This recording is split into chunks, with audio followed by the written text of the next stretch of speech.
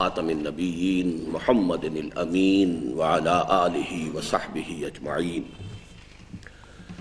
اما بعد فاعوذ باللہ من الشیطان الرجیم بسم اللہ الرحمن الرحیم قال جل وعلا قل یا اہل الکتاب لستم علی شیء حتی تقیموا التوراۃ والانجیل وما انزل الیکم من ربکم صدق اللہ العظیم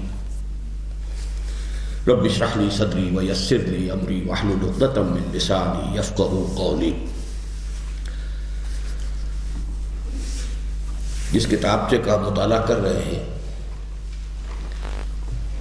اس میں قرآن مجید کے جو حقوق مسلمانوں پر بیان کیے گئے ہیں ان میں سب سے پہلا حق تھا کہ اسے مانا جائے جیسا کہ ماننے کا حق ہے۔ اس کے ضمن میں دو اصطلاحات کو ہم نے سمجھنے کی کوشش کی، ایمان اور تعظیم۔ دوسرا حق کہ اسے پڑھا جائے جیسے کہ پڑھنے کا حق ہے۔ اس کے ضمن میں بھی دو اصطلاحات کا ہم نے خاص طور پر مطالعہ کیا، تلاوت اور ترتیل۔ تیسرا حق کہ اس کو سمجھا جائے جیسے کہ سمجھنے کا حق ہے۔ اس کے ضمن میں بھی دو اصطلاحات، تذکر بالقرآن اور تدبر قرآن۔ اب جو چوتھا حق ہے کہ اب اس پر عمل کیا جائے جیسے کہ عمل کرنے کا حق ہے۔ اس ضمن میں قرآن حکیم کی جو اصطلاحات ہیں جن کو خاص طور پر اس کتابچے میں اختیار کیا گیا ہے اور کچھ ترتیب قائم رکھنے کے لیے وہ دو دو کے جوڑے کی حیثیت سے یہاں بھی دو کا ایک جوڑا ہے، حکم بالقرآن اور اقامت قرآن۔ اب ان دونوں چیزوں کے بارے میں آج ہم تفصیل سے سمجھیں گے۔ ایمان و تعظیم، تلاوت و ترتیل اور تذکر و تدبر کے بعد قرآن مجید کا چوتھا حق ہر مسلمان پر یہ ہے کہ وہ اس پر عمل کرے۔ اور ظاہر ہے کہ ماننا، پڑھنا اور سمجھنا سب فی الاصل عمل ہی کے لیے مطلوب ہے، اس لیے کہ قرآن مجید نہ تو کوئی جادو یا جنتر منتر کی کتاب ہے جس کا پڑھ لینا ہی دفع بلیات کے لیے کافی ہو۔ بلیات، بلائیں، جیسے بلاؤں کو دور کرنے کے لیے، ایول اسپرٹس کو نکالنے کے لیے کوئی جنتر منتر ہوں، کوئی جادو کے کلمات ہوں، قرآن مجید ایسی کتاب نہیں ہے۔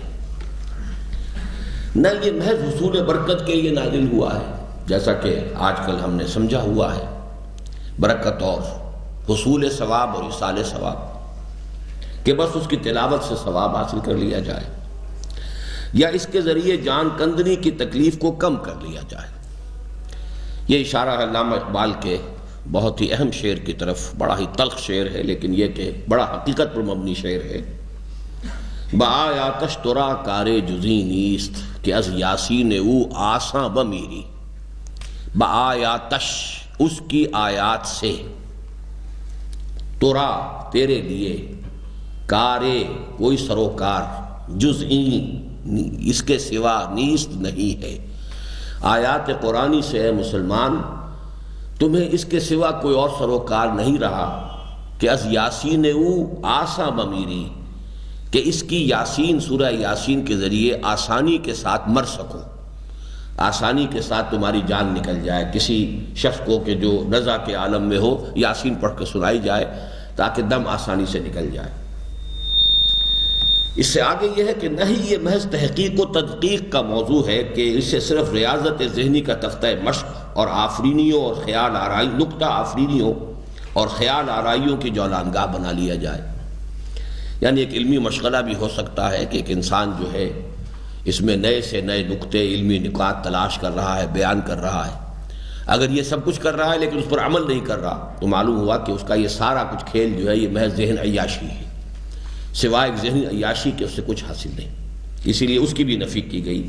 اور نہ ہی یہ محض تحقیق و تدقیق کا موضوع ہے۔ تحقیق کے کیا معنی ہے؟ حق کو تلاش کرنا، کسی شے کو، حق کو، باب تفعیل سے اس کا مصدر بنے گا تحقیق، حق کا حصول۔ اسی طرح تدقیق، دال قاف قاف جو آتا ہے عربی زبان میں مادہ، وہ آتا ہے باریکی کے لیے، دقت نظر، باریک بینی، کوئی شخص جو ہے بڑی باریک چیزوں کو بھی دیکھ سکتا ہو، باریک حقائق کو بھی دیکھ سکتا ہو، تو اسے ہم کہتے ہیں بہت دقت نظر کا حامل ہے۔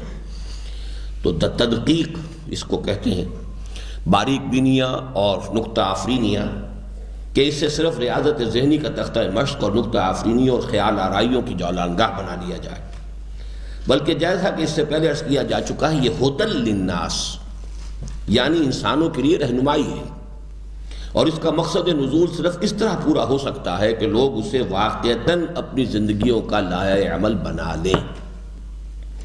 یہی وجہ ہے کہ خود قرآن حکیم اور اس ذات اقدس نے جس پر یہ نازل ہوا صلی اللہ علیہ وسلم اس بات کو بالکل واضح فرما دیا ہے کہ قرآن پر عمل نہ کیا جائے تو اس کی تلاوت یا اس پر غور و فکر کے کچھ مفید ہونے کا کیا سوال، خود ایمان ہی معتبر نہیں ہوتا۔ چنانچہ قرآن مجید نے دو ٹوک فیصلہ سنا دیا، وَمَن لَّمْ يَحْكُم بِمَا أَنزَلَ اللَّهُ فَأُولَٰئِكَ هُمُ الْكَافِرُونَ، اور جو فیصلہ نہ کرے اس کے مطابق جو اللہ نے نازل فرمایا تو ایسے ہی لوگ تو کافر ہیں۔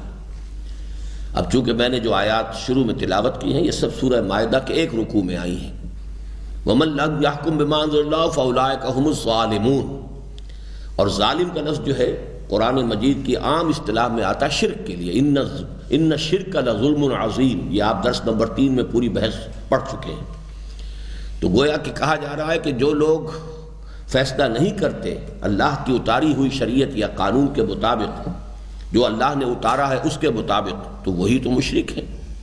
پھر دہرایا گیا فَأُولَٰئِكَ هُمُ الْكَافِرُونَ، وہی تو کافر ہیں۔ بالکل اس انداز کی ہے اصل میں علامہ اقبال نے جو قرآن مجید کے اسلوب جو ہیں اور انداز جو ہیں وہ اختیار کی ہیں اپنے اشعار میں۔ خدا سے بتوں سے تجھ کو امیدیں، خدا سے نو امیدی، مجھے بتا تو صحیح اور کافری کیا ہے۔ اگر آپ قرآن مجید کے مطابق فیصلے نہیں کرتے تو کافری اور کس شے کا نام ہے؟ فَأُولَٰئِكَ هُمُ الْكَافِرُونَ، پھر وہی تو کافر ہیں۔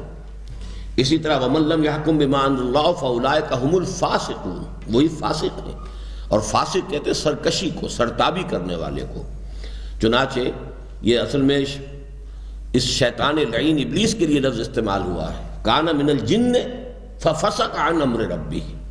ہم سمجھتے ہیں کہ فاسق کا لفظ ہلکا ہے، مسلمان بھی فاسق ہو سکتا ہے، لیکن فاسق اپنی اصل کے اعتبار سے سب سے سخت لفظ ہے۔ فسق کے معنی ہے سرتابی کرنا، سرکشی کرنا، اللہ کے سامنے تکبر اختیار کرنا۔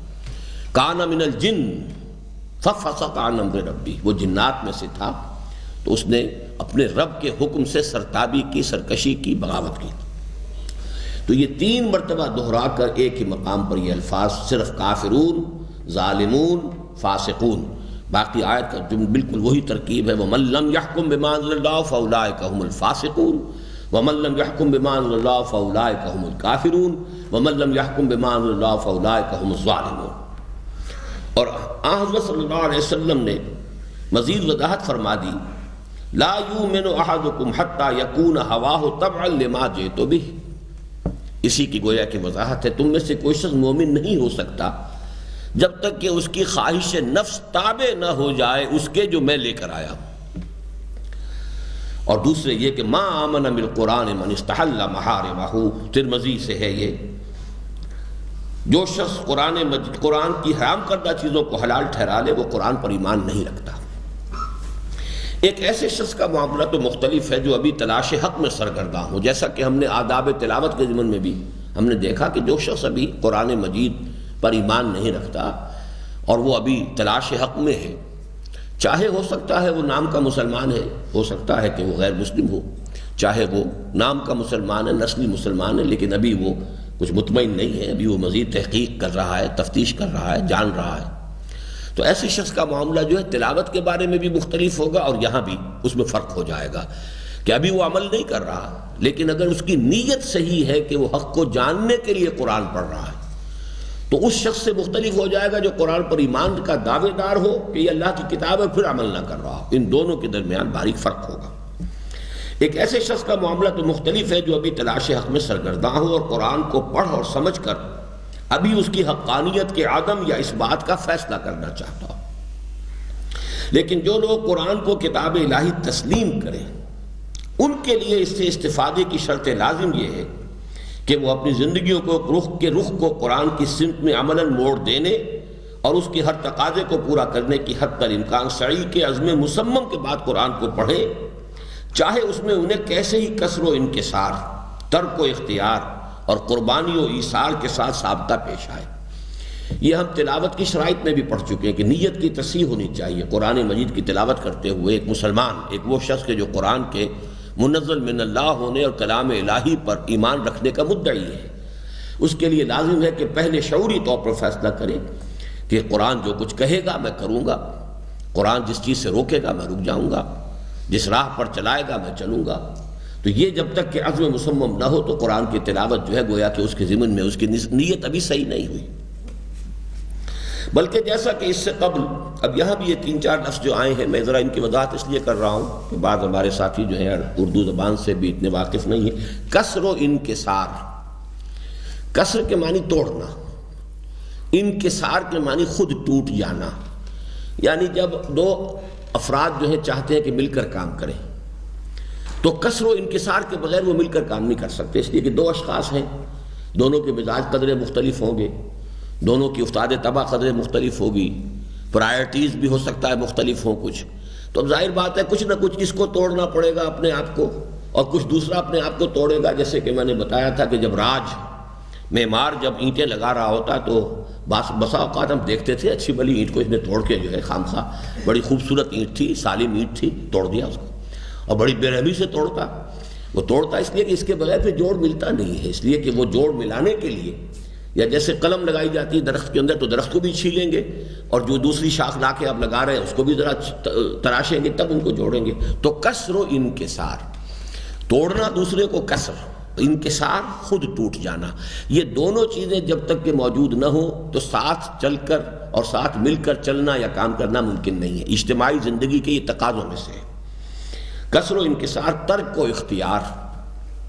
قرآن کہتا ہے یہ چھوڑ دو، سود چھوڑ دو، شراب چھوڑ دو، اب یہ ترک ہے، اور اختیار کرنا، یہ کرو، جو بھی اللہ کے احکام ہیں ان پر عمل کرنا، یہ اختیار ہوگا۔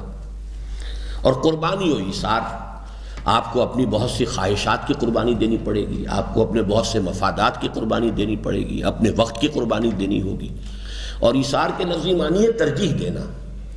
ایثار ہمارے ہاں جو استعمال ہوتا ہے اس کا اصل مفہوم سمجھ لیجئے، ایثار دوسرے کو ترجیح دینا۔ آپ کا اپنا ایک مفاد ہے، آپ نے دوسرے کے مفاد کو ترجیح دی ہے، آپ کی اپنی پرائرٹی ہے، آپ نے دوسرے کی پرائرٹی کو اپنی پرائرٹی پر مقدم رکھ، یہ ایثار ہے۔ تو ایثار کیے بغیر دنیا میں پھر وہی اجتماعیت کا جو ہے کوئی تقاضا پورا نہیں ہو سکتا۔ آپ کا اپنا ذاتی مفاد ہے، اجتماعی مفاد ہے، اب ذاتی مفاد کی قربانی دیں گے تو اجتماعی مفاد کے لیے کام کر سکیں گے۔ تو یہ تین جوڑے جو ہیں ان کو اچھی طرح سمجھ لیجئے کہ کسر و انکسار، یعنی ہمیں فیصلہ کرنا کہ قرآن کی ہمیں پیروی کرنی ہے، چاہے ہمیں اپنے آپ کو کتنا ہی توڑنا پڑے، چاہے ہمیں دوسروں کو کتنا ہی ان کی چیزیں جو ہیں اس سے چھڑوانی پڑے۔ اسی طریقے سے ترک و اختیار، جو چیز بھی حکم دیں گے کرنی ہے وہ اختیار کریں گے، جس چیز کو چھوڑنے کا حکم ہوگا، جیسے کہ ہماری وہ تنظیم اسلامی کا جو حلف نامہ ہے اس میں بھی شروع میں جو آتا ہے کہ پہلا عہد اللہ سے ہے، انی اعاہد اللہ، میں اللہ سے عہد کرتا ہوں، ان اہجر کل ما یکرہہ، کہ ہر اس چیز کو چھوڑ دوں گا جو اسے ناپسند ہے، واجاہد فی سبیلہ جہد استطاعتی، اور اس کی راہ میں جہاد کروں گا اپنے مقدور بھر۔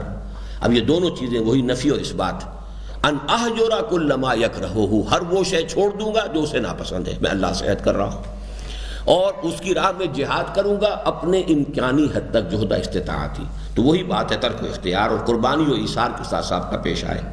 بلکہ جیسا کہ اس سے قبل تلاوت کے لغوی مفہوم کے ضمن میں عرض کیا جا چکا ہے، واقعہ یہ ہے کہ قرآن کی ہدایت تامہ، تامہ یعنی مکمل ہدایت، اتمام، تمام، یہ ہم بولتے ہیں نا، کام تمام ہو گیا، ختم ہو گیا، پورا ہو گیا، تو ہدایت تامہ، پوری ہدایت، تو در حقیقت منکشف ہی صرف ان لوگوں پر ہوتی ہے جو اپنے آپ کو اس کے حوالے کرنے کا فیصلہ کر کے اس کا مطالعہ کریں۔ تلاوت کا لفظی مفہوم ہم نے سمجھا تھا کہ تلا یتلو، پیچھے چلنا، ٹو فالو، پڑھنے میں بھی چونکہ یو فالو دی ٹیکسٹ، تو اس لیے تلاوت کا لفظ بہت ہی معنی خیز ہے اور بہت جامع ہے، اس لیے کہ اس کے اصل مفہوم ہی ہے فالو کرنا، چلنا، پیچھے چلنا۔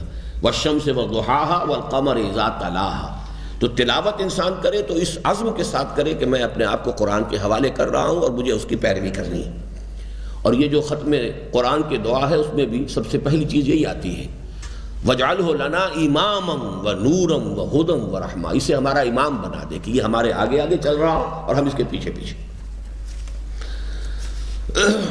اس عزم صادق کے بعد بھی ایک طویل مجاہدے اور کٹھن ریاضت کے بعد ہی نفس انسانی میں تسلیم و انقیاد کی وہ کیفیت پیدا ہوتی ہے جو حضور صلی اللہ علیہ وسلم کے اس قول مبارک میں بیان ہوئی، جو ابھی میں نے آپ کو سنایا تھا، وَمَن لَّمْ يَحْكُم بِمَا أَنزَلَ اللَّهُ فَأُولَٰئِكَ هُمُ الْكَافِرُونَ، نہیں، لَا يُؤْمِنُ أَحَدُكُمْ حَتَّىٰ يَكُونَ هَوَاهُ تَبْعًا لِّمَا جِئْتُ بِهِ، یعنی اس حدیث کے اوپر غور کیجئے، میری خواہش نفس تابع ہو جائے اس کے جو حضور لے کر آئے ہیں۔ یہ گویا کہ اس کے بغیر ممکن نہیں ہے کہ میں نے اپنے نفس کو سدھا لیا ہو، جیسے گھوڑے کو سدھایا جاتا ہے۔ اب گھوڑے کو سدھانے میں کتنی محنت کرنی پڑتی ہے، بریکنگ دی ہارس، جو بڑے یعنی نیا کوئی منہ زور گھوڑا ہو اس کو بریک کرنا، یعنی اس کو سدھانا، اس بات کا عادی بنانا کہ وہ اپنے سوار یا مالک کے اشارے کے مطابق حرکت کرے، کوئی آسان کام تو نہیں۔ تو یہ ہمارا نفس جو ہے یہ بھی ایک بہت ہی منہ زور گھوڑا ہے، اسے سدھانے کے لیے بڑی مشقت کرنی پڑتی ہے۔ یعنی ذہن نے مان لیا، ذہن نے فیصلہ کر لیا کہ مجھے قرآن کے پیچھے چلنا ہے، لیکن یہ نفس جو ہے، ان النفس لامارۃ بالسوء، یہ نفس جو ہے یہ تو اپنے تقاضے، مطالبے، خواہشات اپنی جو ہے اندر سے اس کے طوفان اٹھتے رہتے ہیں۔ اڈ اور لیبیڈو جو ہے وہ اندر سے ہم پر حملہ کرتا ہے۔ تو بڑی طویل ریاضت، یہ دو الفاظ دیکھیں، مجاہدے اور کٹھن ریاضت کے بعد ہی نفس انسانی میں تسلیم و انقیاد۔ اب یہ لفظ بھی ذرا عربی کے سمجھنے کے ہیں۔ عربی زبان میں قادہ یقودو کے معنی ہوتا ہے قیادت کرنا۔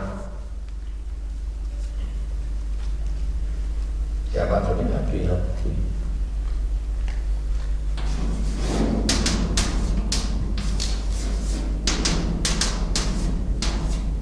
اور اس سے بنتا ہے قائد، قائد اعظم۔ آج کل میں کتاب پڑھ رہا ہوں، جنا آف پاکستان، بہت ہی ضخیم کتاب ہے اسٹینلے والپورٹ کی، اور بہت عمدہ کتاب ہے۔ قادہ یقود، قیادت کرنا، قائد اس میں فاعل بنا۔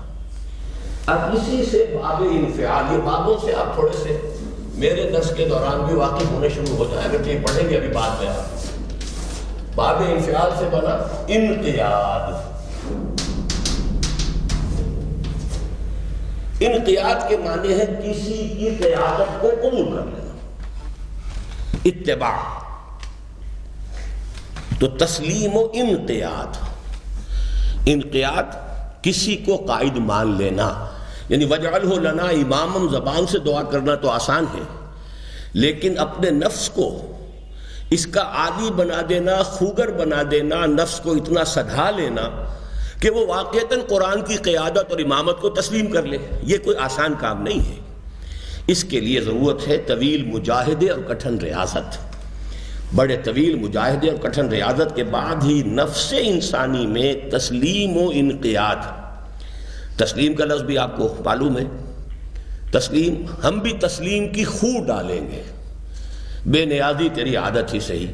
تسلیم ہے کسی کی بات کو تسلیم کر لینا، مان لینا، اور اسی طریقے سے انقیاد کسی کی قیادت کو قبول کر لینا دلی اپنے جذبے کے ساتھ۔ تو اس عزم صادق کے بعد بھی ایک طویل مجاہدے اور کٹھن ریاضت کے بعد ہی نفس انسانی میں تسلیم و انقیاد کی وہ کیفیت پیدا ہوتی ہے جو حضور صلی اللہ علیہ وسلم کی اس قول مبارک میں بیان ہوئی، جو ابھی میں نے آپ کو سنایا تھا، یعنی لا یؤمن احدکم حتی یکون ہواہ تبعا لما جئت بہ۔ اس حدیث میں جو اصل نوٹ کرنے کی بات ہے وہ یہ نہیں ہے کہ تم میں سے کوئی شخص مومن نہیں ہو سکتا جب تک کہ وہ تابع نہ ہو جائے اس کے کہ جو میں لایا ہوں، یعنی یہ تو بالکل اظہر من الشمس ہے۔ مسلمان ہونے کا اور مومن ہونے کا تقاضا یہ کہ آپ اللہ کے مطیع ہو جائیں، اللہ کے رسول کے مطیع ہو جائیں، اللہ کے احکام کے مطیع ہو جائیں، لیکن یہاں آپ کو نہیں کہا گیا، آپ کا نفس جب تک تابع نہیں ہو جاتا۔ یہ گویا کہ اس حد تک اس اندر جو ہے وہ تسلیم اور رضا کی جو ہے وہ خو اتنی اندر جا چکی ہو، پینیٹریٹ کر چکی ہو آپ کی باطنی شخصیت میں، کہ آپ کا نفس جو ہے اس میں تسلیم و انقیاد کی کیفیت پیدا ہو جائے۔ لا یؤمن احدکم حتی یکون ہواہ تبعا لما جئت بہ، اس کی خواہش نفس اتنی سدھائی جا چکی ہو کہ وہ اللہ کی جو چیز بھی میں لے کر آیا ہوں اور میں لے کر آیا ہوں میں قرآن بھی ہے اور جو آپ کے مزید احکام ہیں. اس لیے کہ ایک حدیث جو ہے وہ میں چاہتا ہوں کہ آپ کو نوٹ کرا دوں. اوتیت القرآن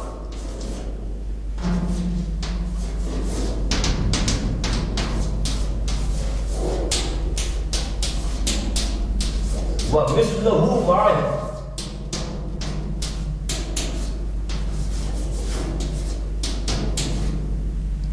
مجھے قرآن بھی عطا کیا گیا ہے اور اس جیسی ہی ایک چیز اور عطا کی گئی ہے اس کے ساتھ. یعنی اللہ تعالیٰ نے ایک باطنی بصیرت عطا کی ہے مجھے. اللہ تعالیٰ کی طرف سے قرآن کے علاوہ وحی خفی مجھے ہوتی رہتی ہے, مجھے الہام ہوتے رہتے ہیں, مجھے کشف ہوتا ہے, مجھے رات کو خواب سچے آتے ہیں, وہ بھی نبی کا خواب بھی وحی ہے. تو اوتیت القرآن و مثلہ معہ, ٹھیک ہے, مجھے قرآن بھی دیا گیا ہے اور اس جیسی ہی اور شے اس کے ساتھ دی گئی ہے. اسی پر ہمارا سارا اہل سنت کا جو ہے وہ در حقیقت موقف قائم ہے. منکرین سنت اسی کی نفی کرتے ہیں. وہ کہتے ہیں کہ صرف قرآن ہے جو حضور لے کر آئے, ایٹرنل حیثیت صرف قرآن کی. ہم کہتے ہیں نہیں, حضور کو جو اللہ دکھاتا تھا, مزید جو فہم اور بصیرت اللہ نے عطا فرمائی تھی, جو خواب آپ کو آتے تھے, اب اس کے ثبوت قرآن میں ہے. حضرت ابراہیم علیہ السلام نے, جیسے کہ پہلے بھی میں نے عرض کیا تھا, صرف خواب کی بنا پر حضرت اسماعیل کو ذبح کرنے کا فیصلہ کیا ہے. خواب کا ذکر ہے حضور کا, جس پر کہ آپ نے وہ سفر کیا تھا کہ جس میں کہ پھر صلح حدیبیہ ہوئی ہے, آپ نے دیکھا. لقد صدق اللہ رسولہ الرؤیا بالحق. تو نبی کے لیے وحی خفی جو ہے وہ بھی محفوظ ہوتی ہے, اور نبی کے لیے خواب بھی, نبی کے لیے الہام بھی, نبی کے لیے بصیرت باطنی بھی, نبی کا کشف بھی, یہ سب جو ہے اللہ کی طرف سے اور محفوظ ہے. شیطانی عمل دخل اس میں نہیں ہو سکتا, کوئی خلل اندازی شیطان یا نفس نہیں کر سکتا. اس لیے اوتیت القرآن و مثلہ معہ, مجھے قرآن بھی دیا گیا ہے, اس جیسی اور شے بھی دی گئی ہے. بہرحال اس کے حوالے سے سمجھ لیجئے کہ جب تک اس سب, اسی لیے حدیث میں لفظ آیا بما جئت بہ, جو کچھ میں لے کر آیا ہوں. یہاں لفظ قرآن نہیں آیا ہے, جو کچھ میں لے کر آیا ہوں, تو لے کر آنے والے میں قرآن بھی شامل ہے, اور اس کے علاوہ جو کچھ حضور صلی اللہ علیہ وسلم نے جو بھی احکام دیے ہیں, جس کو ہم سنت کے نام سے جانتے ہیں, وہ بھی اس میں شامل ہے. نفس انسانی میں اس کیفیت کا پیدا ہو جانا قرآن کی ہدایت تامہ کا نقطہ آغاز ہے. یعنی یہ کہ جب تک نفس میں یہ کیفیت پیدا نہ ہو جائے, تسلیم و انقیاد, اس وقت تک تو گویا کہ ہدایت کا آغاز ہوگا ہی نہیں. پھر جو اس کتاب سے تمسک بڑھتا جاتا ہے, اللہ تعالیٰ کی طرف سے مزید اضافہ ہوتا چلا جاتا ہے. بڑی پیاری آیت ہے سورہ محمد کی صلی اللہ علیہ وسلم, وَالَّذِينَ اهْتَدَوْا زَادَهُمْ هُدًى وَآتَاهُمْ تَقْوَاهُمْ. جو لوگ ہدایت پر آ جاتے ہیں, اللہ ان کے ہدایت میں اضافہ کرتا رہتا ہے اور ان کے تقویٰ کے اندر اضافہ کرتا رہتا ہے. گویا کہ ہدایت کا ایک جو ہے منیمم وہ تو ضروری ہے, اور وہ یہ ہے کہ آپ نے یہ تسلیم کر لیا, قبول کر لیا, قرآن کو اپنا امام مان لیا, قرآن کے بارے میں یہ بات آپ کے ذہن میں آ گئی اور آپ کے دل نے تسلیم کر لیا کہ یہ اللہ کا کلام ہے. اب اس پر آپ نے عمل شروع کیا, تو جیسے جیسے آپ عمل کریں گے آپ کے ایمان میں بھی اضافہ ہوگا, ہدایت میں بھی اضافہ ہوگا, معرفت میں بھی اضافہ ہوگا. وَالَّذِينَ اهْتَدَوْا زَادَهُمْ هُدًى وَآتَاهُمْ تَقْوَاهُمْ. یعنی انسان قرآن کی انگلی پکڑ کر اس کے ساتھ ساتھ چلنے کی کوشش عملاً شروع کر دے تو صراط مستقیم پر گامزن ہو جائے گا, اور درجہ بدرجہ رشد و ہدایت میں ترقی کرتا چلا جائے گا. ورنہ اس کی تلاوت صرف وقت کا ضیاع ہی نہ ہوگی, بلکہ عین ممکن ہے کہ اس کے لیے موجب لعنت ہو. اب یہ الفاظ جو ہے مولانا بنوری صاحب نے کٹوائے نہیں ہیں, کہ یہاں جو کہ تو قائم رکھے. جیسا کہ امام غزالی نے احیاء العلوم میں بعض عارفین کا قول نقل فرمایا کہ قرآن کے بہت سے پڑھنے والے ایسے ہیں جنہیں سوائے لعنت کے اور کچھ حاصل نہیں ہوتا. اس لیے کہ جب وہ پڑھتا ہے کہ لعنت اللہ علی الکاذبین, یعنی اللہ کی لعنت ہو جھوٹوں پر, تو اگر وہ خود جھوٹا ہے تو یہ لعنت خود اسی پر ہوئی. اسی طرح جب یہ قاری تلاوت کرتا ہے فَإِن لَمْ تَفْعَلُوا فَاعْذَرُوا بِحَرْبٍ مِّنَ اللَّهِ وَرَسُولِهِ, پھر اگر تم ایسا نہیں کرتے, یعنی سود نہیں چھوڑتے, تو تیار ہو جاؤ لڑنے کے لیے اللہ اور اس کے رسول سے. تو اگر وہ خود اس حکم الہی سے سرتابی کرتا ہے تو اللہ اور اس کے رسول کی اذان حرب یعنی الٹیمیٹم کا مخاطب خود وہی ہوا. اس طرح کم تولنے اور توڑ تھوڑا ناپنے والے، پیٹھ پیچھے برائی کرنے والے اور رو در رو تانا دینے والے قرآن حکیم کی تلاوت کرتے ہوئے ویل للمطففین اور ویل لکل ہمزۃ لمزہ کی دردناک بشارتوں کے مصداق خود ہی بنتے ہیں۔ اسی پر مزید قیاس کر لیجئے کہ عمل کے بغیر قرآن مجید کی تلاوت سے انسان کو در حقیقت کیا حاصل ہوتا ہے۔ یہ گویا کہ اس کے لیے تمہید ہو گئی کہ اس کی اہمیت کیا ہے۔ قرآن کا ماننا، قرآن کا پڑھنا، قرآن کا سمجھنا، جیسے کہ پہلا جملہ آیا تھا کہ اصلاً تو اس لیے مطلوب ہے کہ اس پر عمل کیا جائے۔ رہا ان لوگوں کا معاملہ جو قرآن حکیم پر تحقیق و تدقیق، یہ الفاظ ہم پہلے پڑھ چکے ہیں، غور و فکر اور تصنیف و تالیف میں مشغول رہتے ہوں، لیکن خود اس کے تقاضوں کی ادائیگی سے غفلت برتیں، تو ان کا معاملہ تو سب سے بڑھ کر سنگین ہو جاتا ہے، اور ان کی یہ ساری قد و کاوش اور تحقیق و جستجو صرف ذہنی عیاشی ہی نہیں، تلاعب بالقرآن، یعنی بازی بازی بارش بابا ہم بازی، تم کھیلنے لگے ہو اور کھیلتے کھیلتے اپنے باپ کی داڑھی سے تم نے کھیلنا شروع کر دیا، کہ مصداق قرآن کے ساتھ کھیل کی صورت اختیار کر لیتی ہے۔ نتیجتاً ان کے اپنے حصے میں بھی قرآن سے ہدایت نہیں ضلالت آتی ہے۔ یضل بہ کثیرا ویہدی بہ کثیرا، گمراہ کرتا ہے اللہ تعالیٰ اس سے بہت سوں کو اور ہدایت دیتا ہے اس کے ذریعے بہت سوں کو۔ اور خلق خدا کے لیے بھی یہ طرح طرح کے فتنوں کا باعث اور نت نئی گمراہیوں اور ضلالتوں کا سبب بنتے ہیں، اس لیے کہ ان کا سارا قرآنی فکر اس آیت قرآنی کا مصداق بن جاتا ہے۔ فَيَتَّبِعُونَ مَا تَشَابَهَ مِنْهُ ابْتِغَاءَ الْفِتْنَةِ وَابْتِغَاءَ تَأْوِيلِهِ، تو وہ پیچھے پڑتے ہیں متشابہات کے تاکہ فتنہ پیدا کریں اور ان کی حقیقت و ماہیت معلوم کریں۔ یہ آیت جو ہے سورہ آل عمران کے شروع میں آئی ہے اور بڑی اہم آیت ہے کہ قرآن مجید کی آیات کو وہاں دو قسم کی آیات میں منقسم کیا گیا ہے۔ ایک آیات محکمات، بہت پختہ آیتیں، یعنی جن کا مفہوم بالکل واضح ہے۔ اس میں علماء کے نزدیک تمام آیت احکام شامل ہیں، یہ کرو یہ نہ کرو، کھلم کھلا بات ہے، سیدھی سیدھی بات ہے۔ اور بھی جو آیات جو ہے کہ جن کے مفہوم کے سمجھنے میں کوئی ابہام نہیں ہے، بات واضح ہو جاتی ہے۔ ایک آیات متشابہات ہیں۔ یہ آیات متشابہات اصل میں وہ آیات ہیں کہ جو انسین سے بحث کرتی ہیں، بالغیب۔ پہلے ہی آپ کو معلوم ہے سورہ بقرہ کے شروع میں جو پہلی شرط لگائی ہے، ھدی للمتقین الذین یؤمنون بالغیب، گویا کہ یہ تسلیم کر لیا جائے کہ ایک عالم وہ ہے کہ جو ہمارے حواس اور عقل کی سرحدوں سے ماورا ہے۔ اگر یہ آپ تسلیم نہیں کرتے تو گویا کہ قرآن مجید سے استفادے کی پہلی شرط ہی پوری نہیں ہوئی۔ اللہ تعالیٰ کی ذات ہمارے حواس، ہمارے عقل، ہمارے وہم، ہمارے تخیل سے ماورا ہے۔ پھر عالم برزخ میں کیا ہوگا، عالم آخرہ میں کیا ہوگا، جنت میں کیا ہے، دوزخ میں کیا ہے۔ اب یہ صرف الفاظ جو قرآن مجید میں آئے ہیں، وہ الفاظ تو وہ ہیں جو ہم استعمال کرتے ہیں، اس لیے کہ اور تو ہماری زبان کی ووکیبلری جو ہے اسی کو تو قرآن مجید میڈیم بنا سکتا تھا ہم تک ان حقائق کو پہنچانے کے لیے، لیکن ہماری اپنے الفاظ جو ہیں وہ ہمارے مشاہدات پر مبنی ہیں، اور ہمارا مشاہدہ محدود ہے، جبکہ وہ عالم لامحدود، عالم آخرہ انفائنائٹ، پھر یہ کہ اللہ کی صفات لامحدود، عالم امر کی چیزیں، ملائکہ، وہ ہمارے تصور سے باہر۔ لہذا ان حقائق کی تعبیر کے لیے قرآن مجید نے الفاظ تو وہ استعمال کیے ہیں کہ جو ہماری زبان کے ہیں، لیکن ان کا مفہوم ایگزیکٹلی وہ نہیں ہے کہ جو ہم سمجھتے ہیں۔ اب ایک آگ وہ ہے کہ جو جلا دیتی ہے، ایک آگ وہ ہے جو جلنے بھی نہیں دے گی اور زندہ بھی نہیں رکھنے دے گی، سوزش بھی ہوگی، جلن بھی ہوگی مسلسل، لیکن لا تبقی ولا تذر، نہ وہ چھوڑے گی اور نہ ہی ختم ہونے دے گی۔ ایک آگ وہ ہے، وہ آگ کون سی ہوگی؟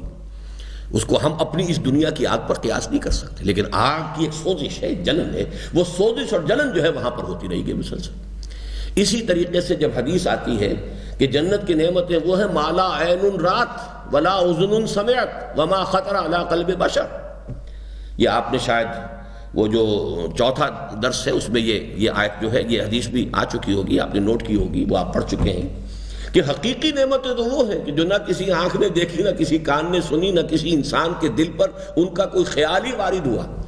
اب کس طرح ہمیں سمجھائیں کہ وہ نعمتیں کیا ہوں گی؟ ہمارے تصور سے ماورا ہے، وی ڈونٹ ہیو ورڈز۔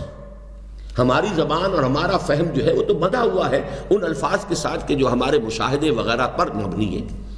لہذا ان حقائق کو اللہ نے جب ہماری زبان میں بیان کیا ہے تو وہ آیات متشابہات بن گئی. ان کا حقیقی مفہوم تو وہیں پہنچ کر معلوم ہوگا، لیکن ہمارے پاس قریب جو ہو سکتے تھے الفاظ ہماری زبان کے ان کو استعمال کیا گیا ہے، اور پھر اس سے بھی آگے بڑھ کر بعض اوقات صرف تمثیل،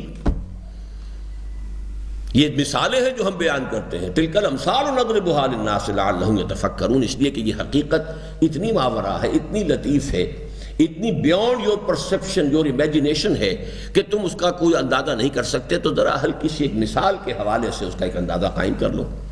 تو قرآن یہ کہتا ہے جن لوگوں کے اندر تو وہ فیصلہ ہو گیا ہوتا ہے کہ قرآن کو انہوں نے مان لیا کہ اللہ کا کلام ہے، اب ان کی ساری توجہ آیات محکمات پر ہوتی ہے،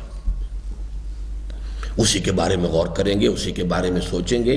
آیات متشابہات جتنی سمجھ میں آ جائیں اللہ کا فضل ہے، اللہ کا شکر ہے، باقی نہیں سمجھ میں آئیں تو اس کی کھود کرید میں نہیں پڑتے. یہ گویا کہ ایک شرط ہے قرآن مجید سے ہدایت کے اخذ کی. اور جو لوگ ان تشابہ، جو متشابہ آیات کے اصل حقیقت کو معین کرنے کے چکر میں پڑ جاتے ہیں، وہ کوئی نہ کوئی فتنہ اٹھائیں گے، کوئی نہ کوئی جو ہے گمراہی پیدا کریں گے. وہ ہے فَيَتَّبِعُونَ مَا تَشَابَهَ مِنْهُ، وہ پیچھے لگے رہتے ہیں انہی چیزوں کے کہ جو ان میں سے متشابہات کی نوعیت کی ہیں. ابتغاء الفتنۃ، ان کے پیش نظر ہی فتنہ اٹھانا ہوتا ہے. وابتغاء تاویلہ، اور اس کی تعویل معلوم کرنا، جبکہ ان کی تعویل بیونڈ دیئر ریچ ہے، اس لیے کہ ان کے پاس وہ ذہن وہ ابھی ہے نہیں کہ جو ان کے اس محدود جو بھی ان کا ہے کاسہ ذہنی اور جو بھی ان کا فہم کا جو جتنا بھی ظرف ہے اس میں وہ حقائق جو ہیں ابدی حقائق اور وہ حقائق کے جو لامتناہی حقائق ہیں وہ سما نہیں سکتے. تو اس اعتبار سے تحقیق ہو رہی ہے، تدقیق ہو رہی ہے، عمل نہیں کر رہے قرآن پر. تو در حقیقت یہ لوگ وہ ہیں کہ جو اس فتنے میں اپنے آپ کو ڈال رہے ہیں. ہو سکتا ہے کوئی نیا نقطہ نظر آ جائے، اوہ یہ آج تک کسی کی سمجھ میں نہیں یہ بات آئی، تو دیکھو یہ میری سمجھ میں بات آ گئی. اب وہ اس کا ایک جو ہے وہ، لیکن یہ کہ اگر ان کی زندگیوں کے اندر قرآن کے محکمات پر عمل موجود نہیں ہے تو ایسے لوگ در حقیقت فتنہ گر ہیں، فتنہ اٹھانے والے. یہی وجہ ہے کہ صحابہ کرام رضوان اللہ علیہم اجمعین میں سے جنہیں تدبر قرآن کا خاص ذوق عطا ہوا تھا اور جو کئی برس ایک ایک سورت پر غور و فکر اور تدبر و تفہم میں صرف کر دیتے تھے، ان کے بارے میں یہ تصریح ملتی ہے کہ ان کے اس توقف کا اصل سبب یہ ہوتا تھا کہ وہ قرآن کے علم کی تحصیل کے ساتھ ساتھ اس پر پورے عمل کا بھی حتی المقدور اہتمام کرتے تھے، اور اس وقت تک آگے نہیں بڑھتے تھے جب تک انہیں یہ اطمینان نہیں ہو جاتا تھا کہ جتنا کچھ انہوں نے سیکھا اور پڑھا ہے اس پر عمل کی توفیق بھی انہیں حاصل ہو گئی. آپ شاید یہ معلوم کر کے حیران ہو کہ صحابہ کرام کی کسی صورت یا اس کے کسی حصے کے حفظ کا مطلب، اب یہ حفظ کے ضمن میں بھی یہ میں نے آپ کو یہ روایت پڑھ کر سنائی تھی اس وقت، کہ حفظ کا مطلب صرف یہ نہیں سمجھتے تھے کہ اسے یاد کر لیا جائے، بلکہ یہ سمجھتے تھے کہ اس کا علم و فہم بھی حاصل ہو جائے اور اس پر عمل کی توفیق بھی بارگاہ رب العزت سے ارزانی ہو جائے، اور اس طرح قرآن ان کے فکر و عمل دونوں پر حاوی ہو جائے، بلکہ یہاں دونوں میں سرایت کر جائے. شاید حاوی ہونے سے بہتر لفظ ہوگا یہاں پر کہ ان کے فکر و عمل میں، ان کے سیرت و کردار میں سرایت کر جائے. اس لیے کہ علامہ اقبال نے بہت ہی عمدہ تعبیر اختیار کی ہے کہ چوں بجاں در رفت جاں دیگر شوت. جب یہ قرآن کسی کے اندر اتر جاتا ہے، چوں بجاں در رفت، جب یہ قرآن کسی کی جان کے اندر چلا جاتا ہے، کسی کے وجود میں، اس کی سیرت میں، اس کی شخصیت میں، اس کی ذہنیت میں وہ سرایت کر جاتا ہے، تو یہ سرایت کر جانا بہتر لفظ ہے. چوں بجاں در رفت جاں دیگر شوت، تو جان اور ہی جان ہو جاتی ہے. یعنی یہ کہ جان میں، اندر کی اس کی شخصیت میں. کیوں بھائی سو رہے ہو؟ ذرا سیدھے ہو کے بیٹھو، الرٹ ہو کر، ورنہ تو سو گئے دوبارہ. یعنی میں کچھ نہ کچھ اردو کے الفاظ بھی سمجھا رہا ہوں، تو میرا یہ خیال ہے کہ کاپی اور پینسل لے کر بیٹھا کرو، تاکہ ان چیزوں کو اگر نوٹ کرتے جاؤ گے تو it will add to your vocabulary انشاءاللہ. اگر اس طرح بیٹھے رہو گے تو پھر یہ کہ زیادہ فائدہ نہیں ہوگا. مجھے معلوم ہے تمہیں دقت ہوتی ہے، لیکن یہ کہ اس دقت کو you have to fight it out. Okay, آئندہ سے ذرا اس کا اہتمام کرو. آپ شاید یہ معلوم کر کے حیران ہوں کہ صحابہ کرام قرآن کی کسی صورت یا اس کے کسی حصے کے حفظ کا مطلب صرف یہ نہیں سمجھتے تھے کہ اسے یاد کر لیا جائے، بلکہ یہ سمجھتے تھے کہ اس کا علم و فہم بھی حاصل ہو جائے، اس پر عمل کی توفیق بھی بارگاہ رب العزت سے ارزانی ہو جائے، اور اس طرح قرآن ان کے فکر و عمل دونوں پر حاوی ہو جائے یا دونوں میں سرایت کر جائے۔ تو میں وہ شعر آپ کو سنا رہا تھا، چوں بجاں در رفت جاں دیگر شود، یعنی جان اور ہو جاتی، پہلے کچھ اور تھی اب کچھ اور ہو گئی، یعنی اندر سے شخصیت کی ایک تبدیلی ہو گئی، ٹرانسفارمیشن آف پرسنالٹی۔ پہلے ان کی ویلیوز کچھ اور تھی اب کچھ اور ہیں، پہلے سوچ کا رخ کچھ اور تھا کچھ اور ہے، پہلے ایمبیشنز کچھ اور تھی اب کچھ اور، ایمبیشنز اب بھی ہیں لیکن ایمبیشنز کا میدان بدل گیا۔ جیسے میں نے کہا تھا مسابقت تو ہونی چاہیے، انسان میں ترقی ہوتی ہے مسابقت کے جذبے سے، لیکن مسابقت وفی ذالک فلیتنافس المتنافسون، تو چاہیے کہ مقابلہ اور مسابقت کرنے والے اس میدان میں مسابقت کریں، آئیں آگے۔ اسی طریقے سے یہ جب ان کی شخصیت چینج ہو جاتی ہے تو دوسرا مصرع اس کا بہت اونچا ہے، چوں بجاں در رفت جہاں دیگر شود جہاں چو دیگر شد جہاں دیگر شود۔ لکھ دوں میں آپ کو یہ شعر، تو آپ لوگوں کو یاد کرنے چاہیے، فارسی بھی تو پڑھانی پڑے گی آپ کو، اور جو میں نے کبھی نہیں پڑھی۔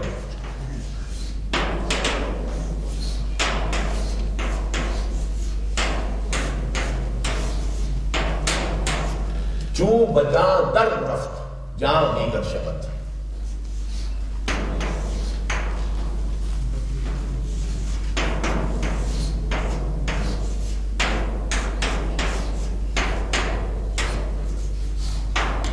جہاں دیگر شود۔ اب یہ دیکھیے بہت، اس کے دونوں مفہوم ہیں۔ When you are changed from within, the whole universe changes for you۔ اب بالکل صحیح ہے۔ When you are changed from within, the whole universe changes for you۔ اس کا ایک مفہوم یہ ہے، اس لیے کہ اب آپ کی دوڑ دھوپ بدل گئی، میدان بدل گیا، پرائرٹیز بدل گئیں، شوق بدل گئے، مسرت اور غم کے معیار بدل گئے، کامیابی اور ناکامی کے جو معیار ہیں وہ بدل گئے۔ لیکن دوسرا مفہوم کیا ہے کہ یہ چینج آف پرسنالٹیز عالمی انقلاب کا پیش خیمہ ہے، جہاں دیگر شود۔ اس لیے کہ ایک شخص کے اندر یہ تبدیلی آئی تو یہ تبدیلی پھر سرایت کرے گی، ایک سے دوسرے میں، دوسرے سے تیسرے میں، اس سے پھر وہ ایک جماعت بنیں گے، اور وہ جماعت انقلاب برپا کرتی۔ اگر آپ ٹھونستے ہیں اوپر سے کوئی شے، جیسے ضیاء الحق صاحب نے وہ صلاۃ آرڈیننس اوپر سے ٹھونس دیا تھا، تو ظہر کی نماز تو ہونے لگی تمام جو آفیسز کے اندر، لیکن جو چپڑاسی وہ کلاس 4 کے امپلائیز کہلاتے ہیں وہ کھڑے ہنستے رہتے تھے۔ مجھ سے ایک دفعہ کہا بھی، ایک مرتبہ میں گیا ہوا تھا یہاں جو ریلوے کا ہیڈ کوارٹر ہے، تو آفیسرز کا ایک اجتماع تھا، وہاں میری تقریر تھی، انہوں نے کہا ہم تو یہاں نماز کا اہتمام کرتے ہیں، سب کچھ کرتے ہیں، لیکن یہ لوگ کھڑے ہیں اور دیکھ بلکہ ہنستے ہیں۔ میں نے کہا وہ ہنستے اس لیے کہ انہیں پتہ ہے کہ صاحب بھی جو یہ نماز پڑھ رہا ہے ظہر کی، تو عصر کی تو اس نے پڑھنی نہیں جا کر، اور یہ اللہ کی نماز نہیں پڑھ رہا ہے، یہ ضیاء الحق کی نماز پڑھ رہا ہے، اس لیے ہنستے ہیں۔ تو خیر وہ شرم سے ان کی گردنیں بھی جھک گئیں۔ تو حقیقت میں یہ باہر سے ٹھوسی جانے والی شے نہیں ہوتی، چوں بجاں در، ہاں قرآن اندر داخل ہوگا، اندر انقلاب آ جائے گا، اور انسانوں کا یہ اندرونی انقلاب ایک عالمی انقلاب کا پیش خیمہ ہے، جہاں چو دیگر شد جہاں دیگر شد۔ اچھا، اب یہ ذرا جو بولڈ الفاظ میں لکھے گئے ہیں حروف میں، گویا کہ حفظ قرآن کا مطلب ان کے نزدیک یہ تھا کہ قرآن ان کی پوری شخصیت میں رچ بس جائے، اور اس کا نور ہدایت ان کے رگوں پے میں حتیٰ کہ ریشے ریشے میں سرایت کر جائے۔ وہ لفظ بھی آئی گیا، نتیجتاً اس کے الفاظ ان کے حافظے میں، اس کا علم ان کے ذہن میں۔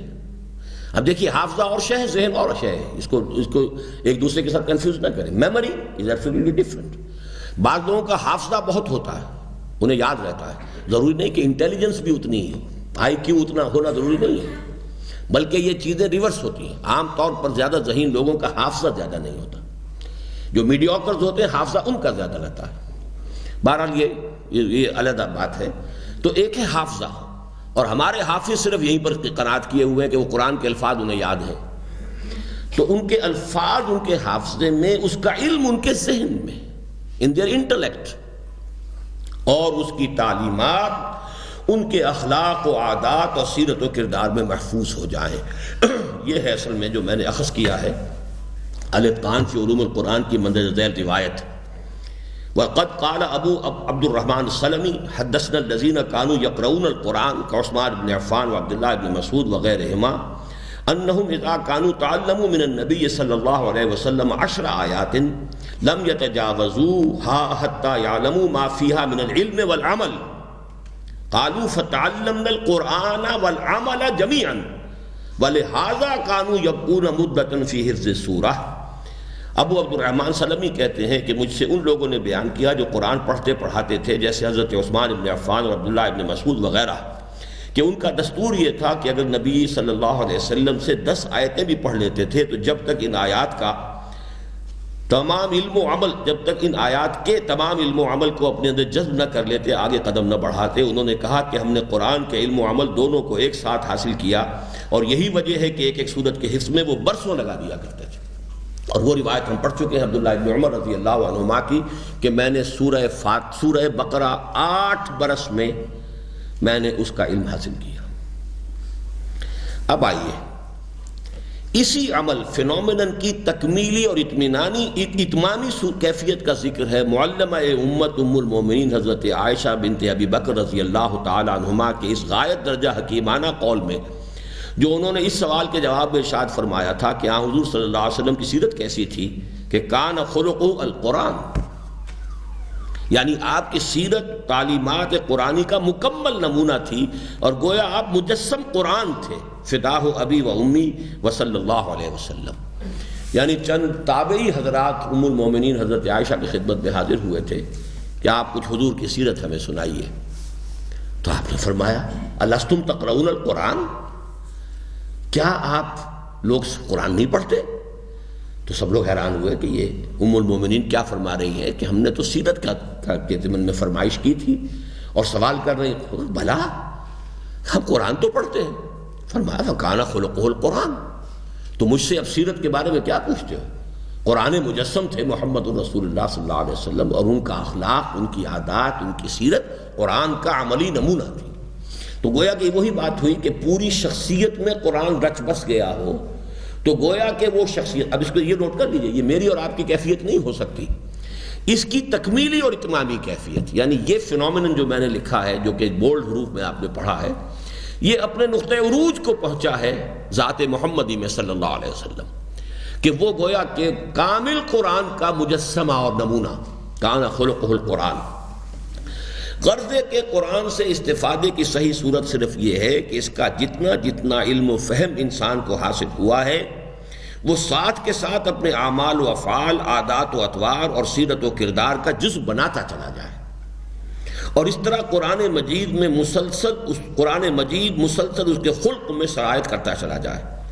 بصورت دیگر اس کا خدشہ ہے کہ نبی اکرم صلی اللہ علیہ وسلم کی اس قول مبارک کے مطابق کہ القرآن حجت لک او علیک، قرآن یا تو تمہارے حق میں حجت بنے گا یا تمہارے خلاف، قرآن کا علم و فہم الٹا انسان کے خلاف حجت قاطع اور اس کی بدعملی پر سزا اور عقوبت کی شدت میں اضافے کا سبب بن جائے۔ یہ بات آپ سمجھ رہے ہیں؟ قرآن کا علم تو آپ نے زیادہ حاصل کر لیا، عمل میں آپ پیچھے ہیں، تو قرآن مجید آپ کے خلاف استغاثہ لے کر کھڑا ہوگا کہ اللہ یہ مجھے سمجھتا تھا، جانتا تھا، یہ حقیقت بھی اس پر منکشف ہو چکی تھی، اور پھر اس نے عمل نہیں کیا۔ گویا کہ اس اعتبار سے وہ علم قرآن کا اضافہ اس کے لیے وبال جان ہوگا، کہ ایک ہوتا ہے اگنورنس کی پلی انسان لے، اللہ مجھے معلوم نہیں تھا، چلیے کوئی پلی تو بن گئی، کیوں معلوم نہیں تھا؟ تم نے معلوم کرنے کی کوشش کی کہ نہیں کی، سوالات اور ہوں گے، کسی درجے میں ضرور یہ پلی ہے۔ Ignorance of law is no excuse, وہ اس دنیا میں ہے، قیامت میں یقیناً کسی نہ کسی درجے میں اللہ تعالیٰ اس پلی کو قبول کرے گا، بلکہ جن کے ذمے تھا اس کو پہنچانا اور نہیں پہنچایا، اب یہ سارا وبال ان کے اوپر پڑے گا۔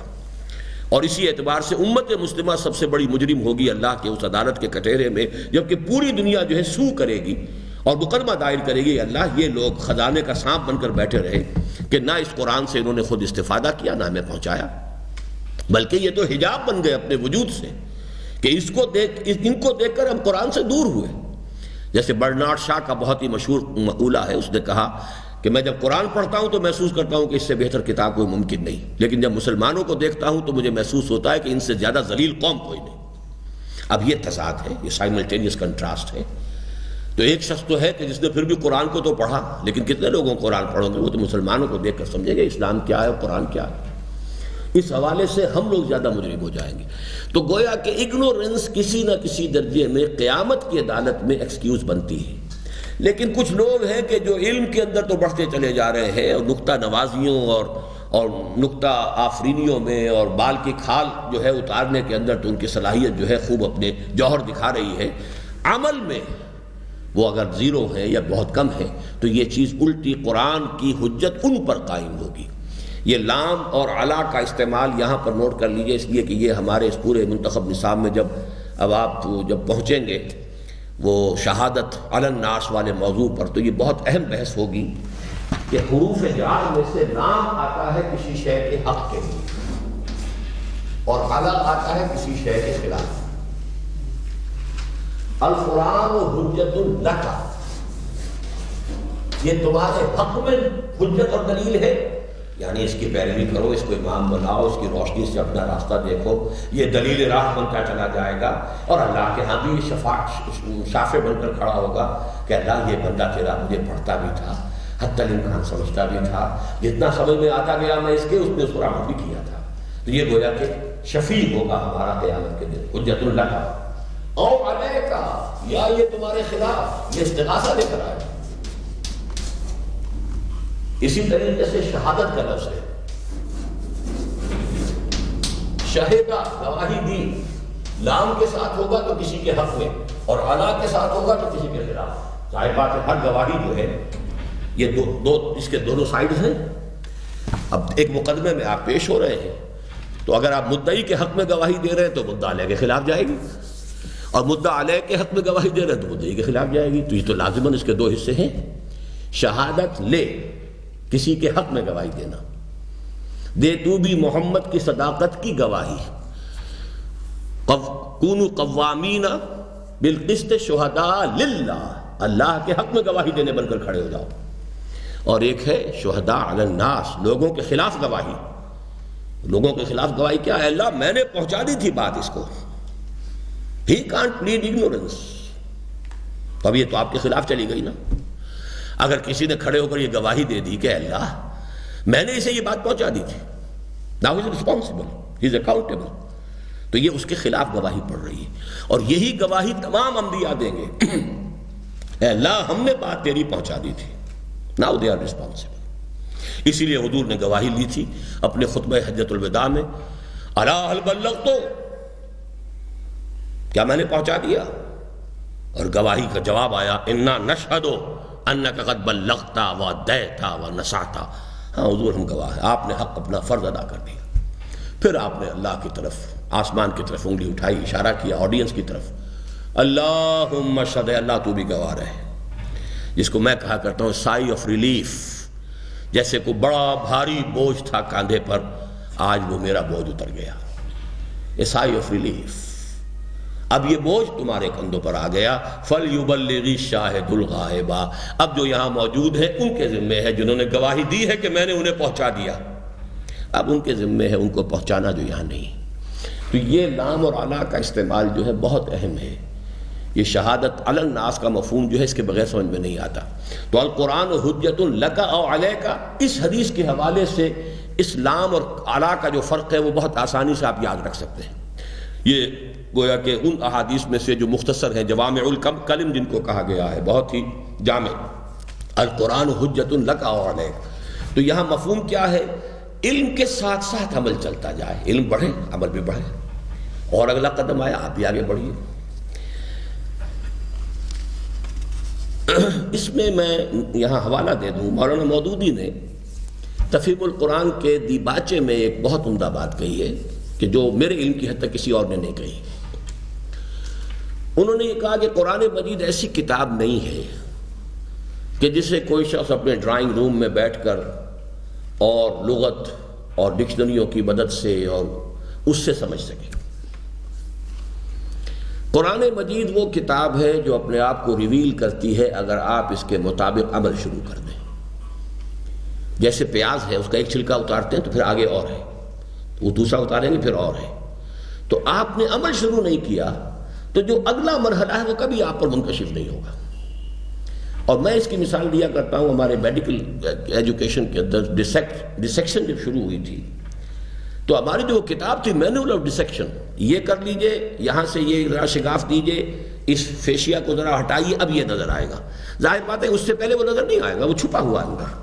جب تک کہ وہ آپ نے شگاف نہیں دیا اور جب تک اس پردے کو نہیں ہٹایا اگلی شے نظر نہیں آئے گی. پھر اور ڈیپ جائیے، اب اس کو ہٹائیے تو اور آپ نیچے اور شے نظر آئے گی.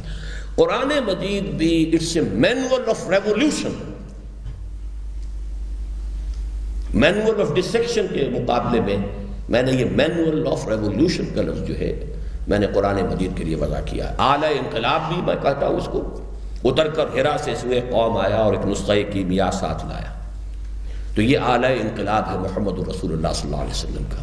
اور مینول آف ریولیوشن رفتہ رفتہ تدریجاً یہ منکشف اسی شخص پر ہو سکتا ہے جو کسی ریولیوشنری اسٹرگل کے اندر اپنے آپ کو مبتلا کر چکا، ورنہ اس کی سمجھ میں آئیں گے نہیں وہ مقامات، گزر جائے گا. وہ تو ریویل ہی اس وقت ہوتے ہیں جب انہی کیفیات میں سے آپ خود گزر رہے ہو. کیا بیتی ہوگی حضور کے قلب مبارک پر جب آپ کو کہا گیا پاگل مجنون. جب تک آپ کو کبھی کہا نہ جائے پاگل اور مجنون تو کبھی بھی بات سمجھ میں نہیں آئے گی. کیا وہ کیفیات تھی جن سے صحابہ دو چار تھے، جس میں یہ کہا جا رہا ہے الف لام میم حسب الناس ان یترکوا ان یقولوا آمنا وهم لا یفتنون. کیا کیفیات تھی، کن سے کہا جا رہا ہے؟ یہ جب تک آپ کے سامنے ہے نہیں، بلکہ ہے کیا جب تک کہ آپ اس میں سے گزرے نہ ہوں، آپ کے خود کبھی اسی طرح کا احساس آپ کے اوپر وارد نہ ہوا، اس وقت تک وہ چیزیں سمجھ میں نہیں آتی. تو در حقیقت قرآن مجید ایک اس طرح کا مینول ہے کہ اگر اس کے ساتھ ساتھ، اس کے علم کے ساتھ ساتھ عمل جو ہے وہ شروع نہ ہو جائے تو بس انسان جو ہے اس کے نکتہ آفرینیاں تو ہو سکتی ہے کہ کرتا چلا جائے اور تصنیف اور تعریف کر دے، مفسر قرآن بھی بن کر بیٹھ جائے، لیکن یہ کہ قرآن مجید کے اصل جو اس کی جو اصل ایسنس ہے اور جو اس کے علم و حکمت کے جو اندرونی خزانے ہیں ان تک انسان کی رسائی نہیں ہو سکتی. اب آئیے یہاں سے اب ایک اہم بحث شروع ہو رہی ہے اور وہ ہے قرآن مجید پر عمل کے دو پہلو. اور یہ میرے علم کی حد تک اس طریقے سے وضاحت کے ساتھ کسی اور نے یہ بات بیان نہیں کی ہے. یہ باقی چیزیں جو میں نے بیان کی ہیں مثلا تذکر اور تدبر، اس پر مولانا اصلاحی صاحب کی تدبر قرآن میں بہت اچھی بحثیں ہیں، میں نے بھی جو فٹ نوٹ تھا اس میں اس کا حوالہ دیا ہوا ہے.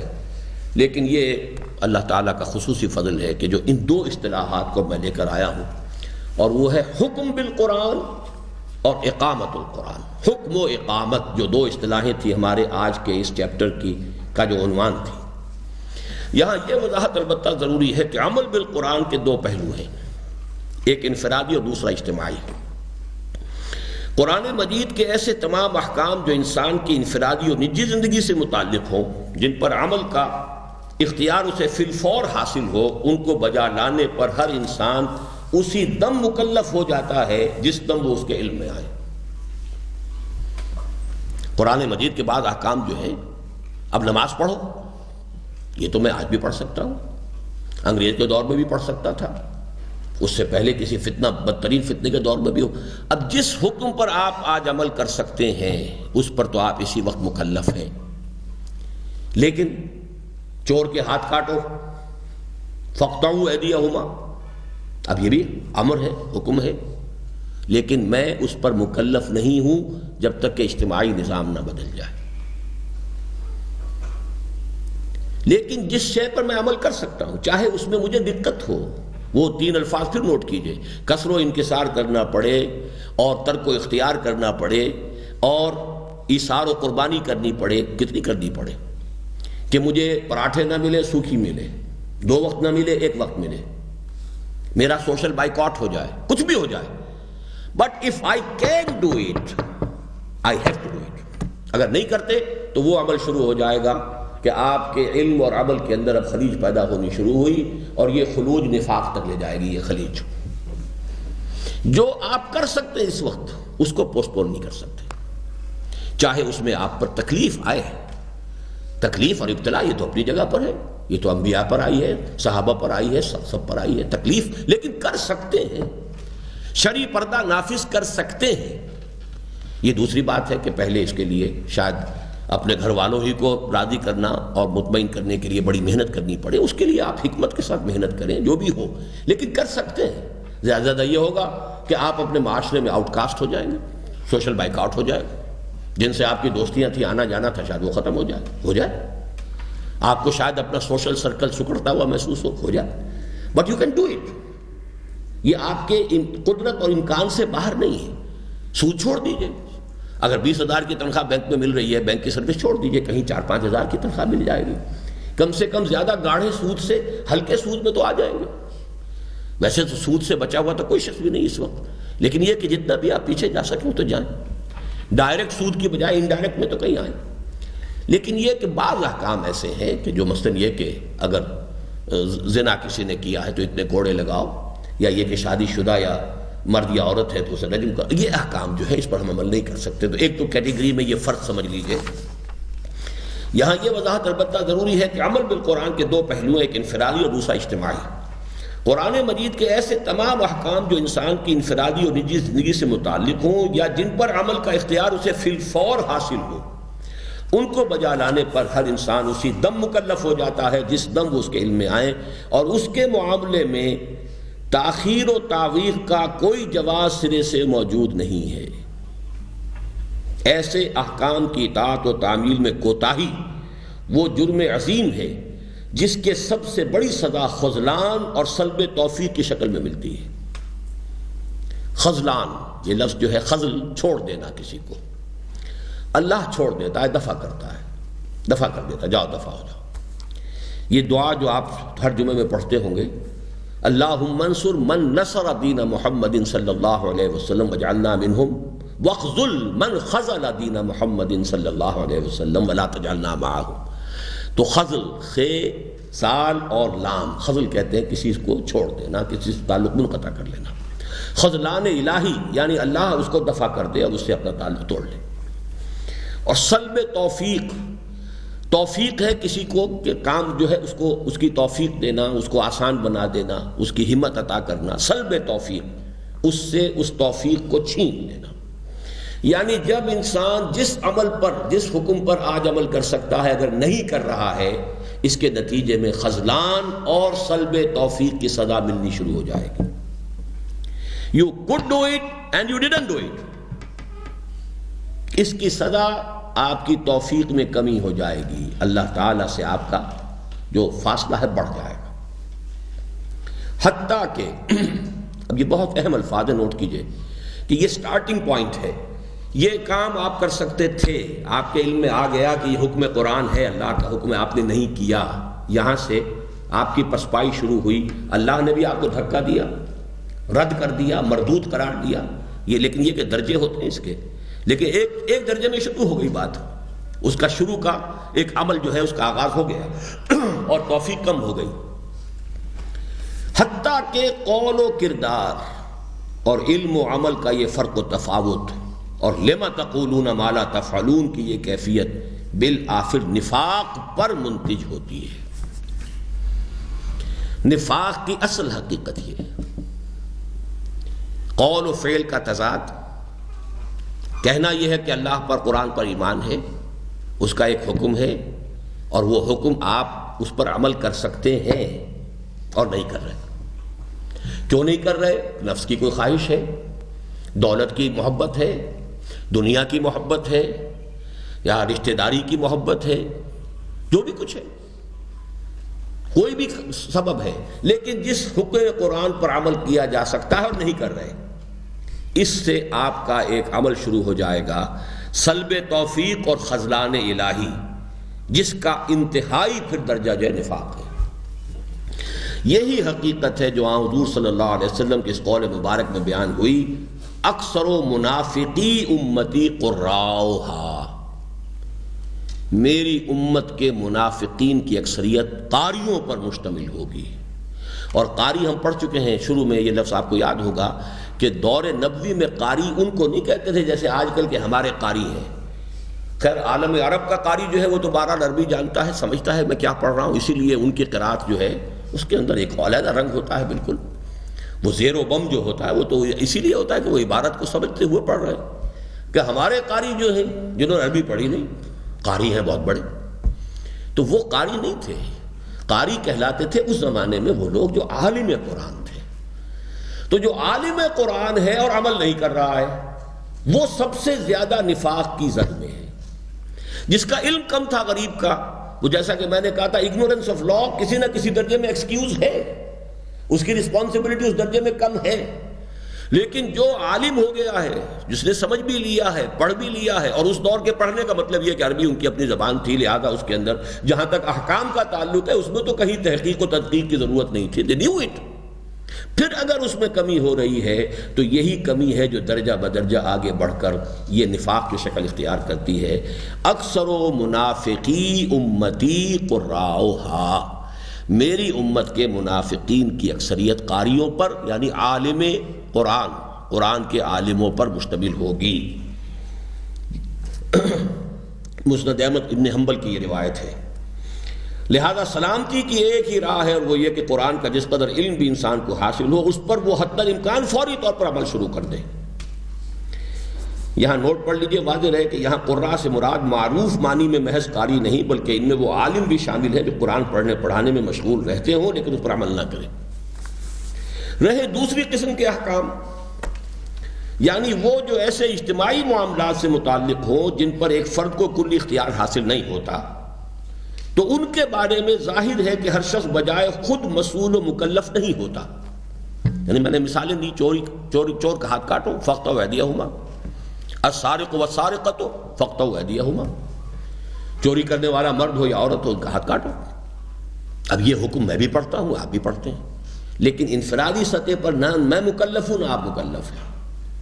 تو اس لیے عرض کیا یہاں پر کہ ہر شخص بجائے خود مسئول و مکلف نہیں ہوتا، اگرچہ وہ اس پر ضرور مکلف ہے کہ اپنی امکانی حد تک حالات کو بدلنے اور ایسا اجتماعی ماحول برپا کرنے کی سعی و جہد کرے جس میں پورے کا پورا قرآن سمویا جا سکے اور اس کے تمام احکامات کی مکمل تنفیذ کی جا سکے. ان حالات میں اس کی یہ کوشش اور جد و جہد معذرتاً الی ربکم اور ان اجتماعی احکامات کی بالفعل تعمیل کی قائم مقام ہو جائے گی. یہ بہت عمدہ اور بہت اہم نقطہ ہے.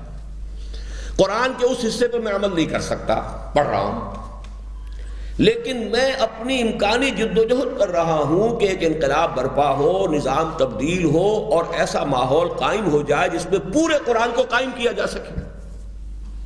میری یہ جد و جہد گویا کہ کفارہ بن گئی یا قائم مقام ہو گئی اس پر عمل کرنے کے.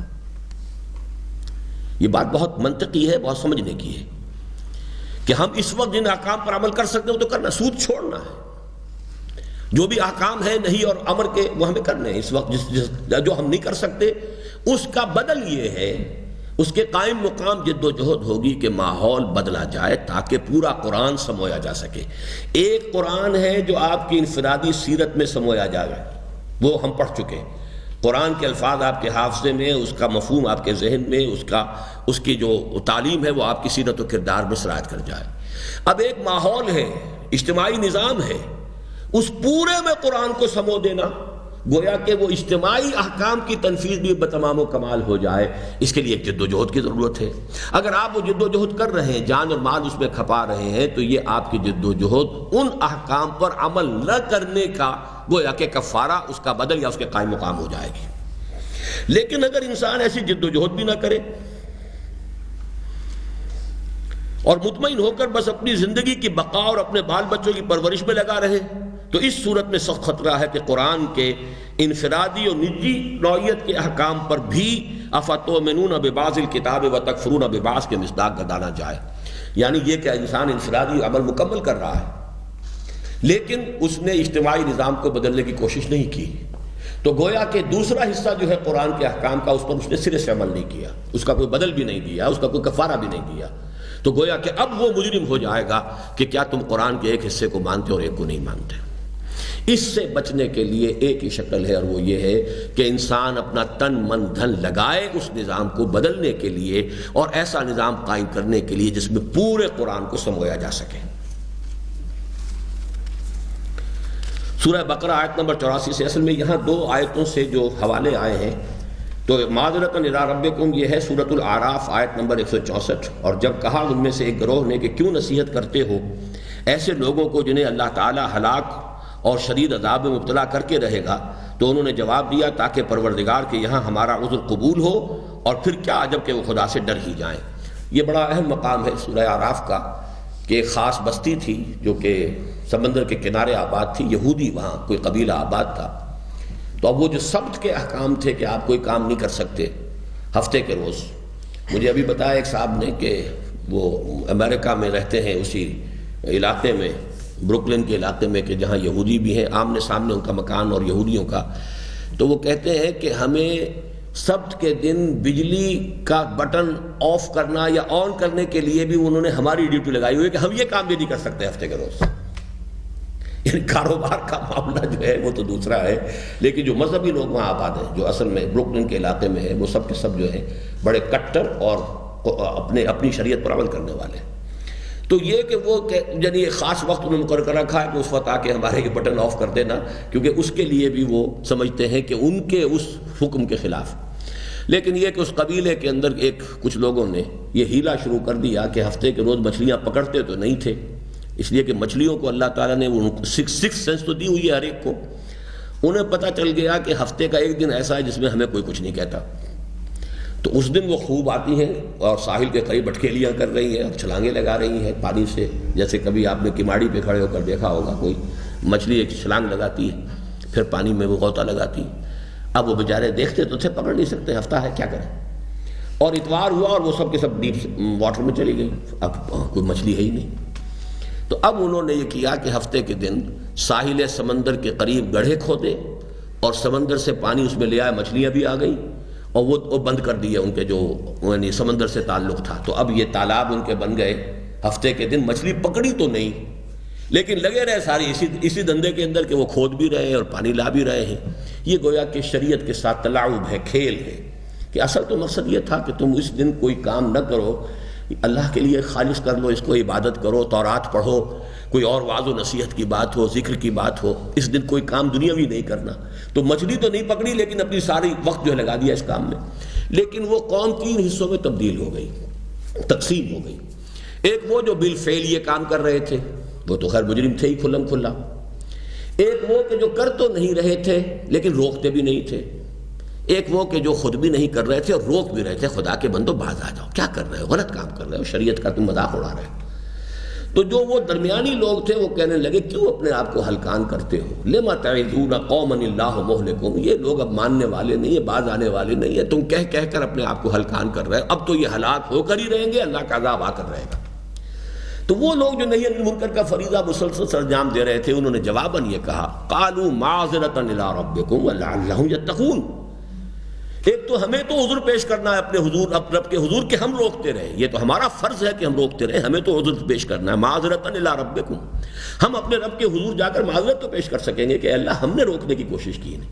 اور دوسرے یہ کہ تم کیسے کہہ سکتے ہو کہ یہ نہیں مانیں گے، لعلہم یتقون، کیا پتہ کسی کے دل میں خوف خدا پیدا ہو ہی جائے، کوئی ان میں سے باز آ ہی جائے، ہاؤ کین یو بی شور، ہو سکتا ہے ان میں سے 1 کو آپ بچا لیں، 2 کو بچا لیں، 6 کو بچا لیں، تو کام جاری رکھنا چاہیے۔ تو یہ وہی ہے کہ وہ لوگ اگر یہ جان اپنا کھپا رہے ہیں، محنت کر رہے ہیں، تو چاہے وہ نظام بالفعل قائم نہ ہو، لیکن ان کی یہ جد و جہد معذرۃ الی ربکم کے مصداق اللہ کے حضور میں ایک معذرت بن جائے گی۔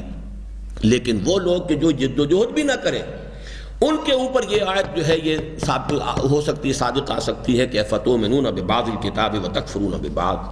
یہ سورہ بقرہ کی آیت نمبر 84 ہے، بہت سخت آیت ہے کہ کیا تم شریعت کے ایک حصے کو مانتے ہو تو کیا تم ایمان رکھتے ہو کتاب الہی کے کچھ حصے پر، کفر کرتے ہو دوسرے حصے۔ ان الفاظ مبارکہ کے بعد جو تحدید قرآن میں وارد ہوئی، اس کو پڑھتے ہوئے ہر صاحب دل انسان لازماً کانپ اٹھتا ہے، لیکن افسوس کہ ہم نے بعین ہی یہی روش اختیار کی اور نتیجتاً اس تحدید کا ایک عملی مظہر بن کر رہے، یعنی یہ تو جو کوئی تم میں سے یہ روش اختیار کرے اس کی سزا اس کے سوا اور کیا ہو سکتی ہے کہ دنیا میں اسے ذلیل و رسوا کیا جائے۔ فما جزاء من يفعل ذلك منكم الا خزي في الحیات الدنیا ويوم القیامة يردون الى اشد العذاب، اور آخرت میں شدید ترین عذاب میں مبتلا کیا جائے۔ تو جہاں تک تو دنیا کی رسوائی کا تعلق ہے اس کا تو ایک عبرتناک نقشہ امت مسلمہ پیش کر ہی رہی ہے. رہا اخروی عذاب تو اس کے بھی حقدار بننے میں تو ہم نے کوئی کسر نہیں چھوڑی. ویسے اللہ تعالیٰ کا فضل و کرم دستگیری فرما لے تو دوسری بات ہے، ان تعذبہم فإنہم عبادک وَإِن تَغْفِرْ لَهُمْ فَإِنَّكَ أَنْتَ الْعَزِيزُ الْحَكِيمُ. اللہ اکبر، کیسی صادق آتی ہے ہمارے حال پر حضور صلی اللہ علیہ وسلم کی حدیث مبارک، ان اللہ یرفع بہذا الکتاب اقواما ویضع بہ آخرین. مسلم عن عمر بن الخطاب، اللہ تعالیٰ اس کتاب عزیز کی وجہ سے کچھ قوموں کو عزت و سربلندی عطا فرمائے گا، دوسروں کو ذلت و نکبت. وہ زمانے میں معزز تھے مسلمان ہو کر، اور تم خار ہوئے اور ہم خار ہوئے. میں نے یہاں یہ تم بدل دیا ہے، اور ہم خار ہوئے تارک قرآن ہو کر. جو بات میں نے اس وقت کہی تھی اس کی بحث اب شروع ہو رہی ہے. دو اصطلاحات، جس طرح فہم قرآن کے لیے قرآن مجید کی وسیع تر اصطلاح تذکر ہے، اسی طرح قرآن پر عمل کے لیے قرآن کی سب سے جامع اور کثیر اصطلاح، کثیر الاستعمال اصطلاح حکم بما انزل اللہ ہے. حکم کے ذیل میں قرآن مجید نے اصل اصول تو یہ متعین کیا ہے، ان الحکم الا للہ،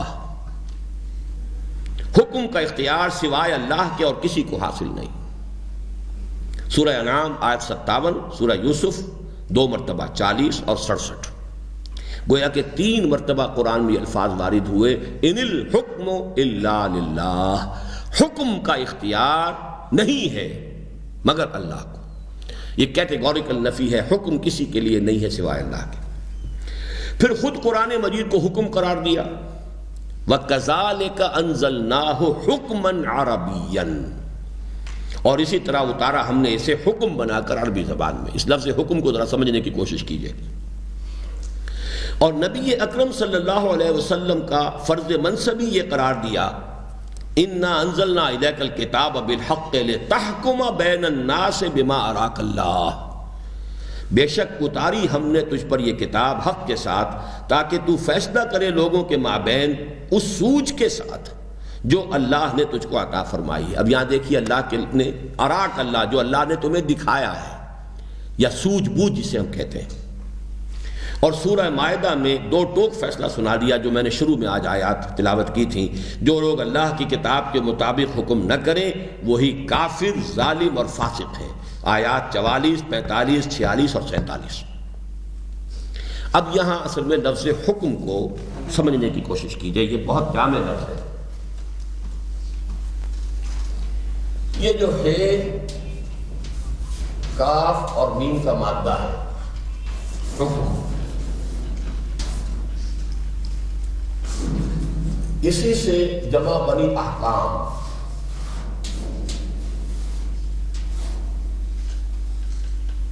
اسی سے ایک لفظ ہے استحکام.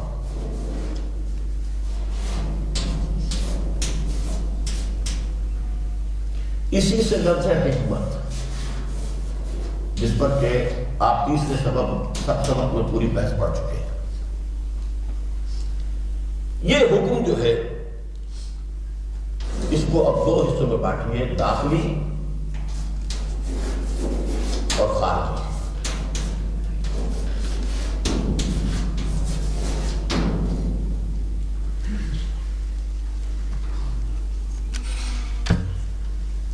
ہے کاف میم کا مادہ اصل میں، جیسا کہ تیسرے سبق کے ذیل میں آپ پڑھ چکے ہوں گے منتخب نصاب کے ضمن میں، کہ یہ پختگی کے لیے آتا ہے. عقل انسانی کی پختگی، فطرت کی سلامتی کے ساتھ حکمت ہے. فطرت اپنی اصل پر برقرار رہے، پرورٹڈ نہ ہو. سلیم فطرت، جیسے ہم کہتے ہیں سلیم الفطرت انسان. اور عقل جو ہے اپنی پختگی کو پہنچ گئی. ان دونوں کے امتزاج سے حکمت وجود میں آتی ہے. اب حکم جو ہے قرآن مجید میں کبھی تو آتا ہے بین کے ساتھ،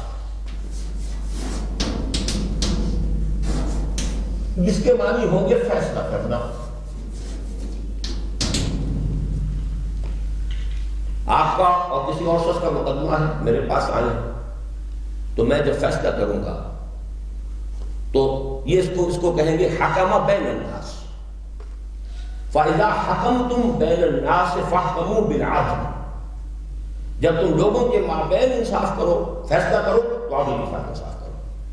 یا جیسے حضرت داؤد کو فرمایا یا داؤد انا جعلناک خلیفۃ فی الارض فاحکم بین الناس بالحق، اے داؤد ہم نے تمہیں زمین میں خلیفہ بنایا ہے تو لوگوں کے مابین حق کے ساتھ فیصلہ کرو۔ ایک ہے بے کے ساتھ، حکم بے اور حکم بے، یہ فیصلہ کس چیز سے ہوگا؟ اب دیکھیے ایک لفظ اور ہے جو ہم اردو میں استعمال کرتے ہیں، رائے، جس کو بھی سمجھیے رائے کیا ہے؟ رائے کے معنی کیا ہے؟ دیکھنا۔ دیکھنا ایک ہے آپ کا خارجی دیکھنا، آپ نے دیکھا کہ یہ روشنی ہے، یہ بلیک بورڈ ہے، یہ پنکھا ہے۔ ایک ہم کہتے ہیں رویت باطنی، اس رویت باطنی کا نام رائے ہے۔ میری رائے یہ بنی ہے، کیا مانی؟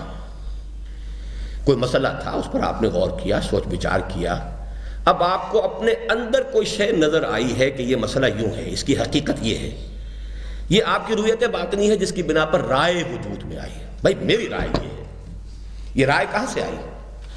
کوئی شے ہے جو آپ نے اپنے وجود کے اندر دیکھی ہے، اس کا آپ کو مشاہدہ ہوا ہے اور اس کی بنا پر آپ نے ایک رائے قائم کی ہے۔ یہی حکم کا معاملہ ہے۔ حکم پہلے انسان کے باطن میں وجود میں آتا ہے۔ یہ میرا فیصلہ، میری رائے، میری سوچ جب قرآن کے ساتھ مطابقت اختیار کرتی ہے تو یہ حکم بالقرآن ہے۔ یہ حکم بالقرآن کا داخلی مرحلہ ہے۔ میرے اندر میری سوچ، میرے غور و فکر کے نتائج مطابق ہو گئے قرآن کے، اور اس کے بعد جب میں قرآن ہی کے احکام کے مطابق فیصلے کرتا ہوں تو یہ در حقیقت یہ حکم بین الناس ہوگا۔ اور تیسری بات یہ کہ فیصلہ تو میں نہیں کر رہا، لیکن ایک فیصلہ کسی دوسروں کے مابین ہوتا ہے، یہ خود اپنے لیے ہوتا ہے، میں ادھر جاؤں یا ادھر جاؤں، میں یہ کام کروں یا یہ کام کروں، یہ بھی تو ایک رائے کی بنا پر ہے۔ تو میرا ہر طرز عمل بھی ایک حکم پر قائم ہے۔ وہ حکم جو میرے اندر، میرے وجود میں بن چکا ہے، اس کی بنا پر میں نے ایک طرز عمل اختیار کیا ہے۔ تو اس لفظ حکم جو ہے، اس کے اندر جس قدر ایک جامعیت ہے، گمبھیرتا ہے، اور اس کو آپ سمجھیے کبھی یہ نبوت کے ساتھ آتا ہے، الحکم والنبوہ، کبھی آتا ہے حکما و علما، تو حکم جو ہے اور پھر احکام کے لیے اور حکمت، من یؤت الحکمت فقد اوتی خیرا کثیرا، تو اس لفظ کو اس کے اصل مادے کے حوالے سے کہ یہ حکم پہلے داخلی ہوتا ہے، ایک رائے بنی اس کی، اس رائے سے اگر یہ قرآن مجید کے عین مطابق ہے تو گویا کہ ہم آہنگی ہو گئی، متفق گردید رائے بو علی با رائے من، بو علی کی رائے بھی، بو علی سیدھا کی رائے بھی میری رائے کے ساتھ متفق ہو گئی۔ اگر میں یہ کہہ سکوں کہ متفق گردید رائے من برائے قرآن، تو اب یہ گویا کہ حکم بالقرآن ہو گیا کہ میری رائے قرآن کے ساتھ ہم آہنگ ہو گئی۔ مجھے اپنی فکر میں اور قرآن کی فکر میں کوئی تضاد محسوس نہیں ہو رہا، مجھے محسوس ہوتا ہے کہ میری سوچ میں اور میرے جس نتیجے تک میں پہنچا ہوں بالکل وہی بات ہے جو قرآن کہہ رہا ہے۔ یہ گویا کہ حکم بالقرآن کا پہلا مرحلہ ہے جو داخلی مرحلہ ہے۔ اسی حکم بالقرآن کا مرحلہ اب ظاہر ہوگا جب میں اپنے معاملات میں فیصلے کروں گا قرآن کے مطابق، ادھر جاؤں یا ادھر جاؤں، یہ کروں یا وہ کروں۔ مثلا یہ کہ کسی کو شادی کرنی ہے، اب حضور نے فرمایا کہ کوئی شخص کرتا ہے دولت کے لیے شادی، کسی عورت کا انتخاب کرتا ہے، لڑکی کا انتخاب کرتا ہے، کوئی دولت مند گھرانے میں شادی ہو جائے، کسی کے سامنے علم ہے، تقویٰ ہے، شکل و صورت ہے، تو حضور نے فرمایا کہ تم سیرت اور اخلاق کو ترجیح دو، تمہاری پرائرٹیز کے اندر بجائے دوسری چیزوں کی یہ ترجیح ہو جائے۔ تو ظاہر بات ہے وہ حکم میرا جو ہے، میری رائے جو بنی ہے، وہ در حقیقت میرے چوائس کو ڈیسائیڈ کرے گی، میری وہ رائے جو میرے اندر بنی ہے، میری پرائرٹیز جو طے ہو چکی ہیں وہ میرے چوائس کو ڈیسائیڈ کریں گی۔ اور تیسرا مرحلہ پھر حکم کا آتا ہے، جبکہ کچھ لوگوں کے مابین حکم کرنا ہو، تو گویا کہ حکم کا لفظ ایک نہایت وسیع اصطلاح کی حیثیت سے انسان کی ذاتی سوچ، اس کا ذاتی طرز عمل، اور پھر لوگوں کے درمیان فیصلہ کرنے کے مرحلے تک یہ ایک لفظ حکم جو ہے اس تمام مراحل کو کور کر رہا ہے۔ اب پڑھیے ان الفاظ کو۔ حکم کا مفہوم ایک لفظ میں ادا کرنے کی کوشش کی جائے تو وہ لفظ فیصلہ ہی ہو سکتا ہے، لیکن اس کی اصل حقیقت کو سمجھنے کے لیے ضروری ہے کہ یہ بات پیش نظر رہے کہ انسان میں اصل اہمیت کی چیزیں دو ہی ہیں، ایک اس کا فکر اور دوسرے اس کا عمل۔ حکم ایک ایسی جامع اصطلاح ہے جو بیک وقت ان دونوں کا احاطہ بھی کرتی ہے اور خاص طور پر ان کے ربط و تعلق کو واضح اور ان کے مقام اتصال کو نمایاں کرتی ہے۔ میرا فکر، دیکھیے علم اور فکر دو مختلف چیزیں ہیں۔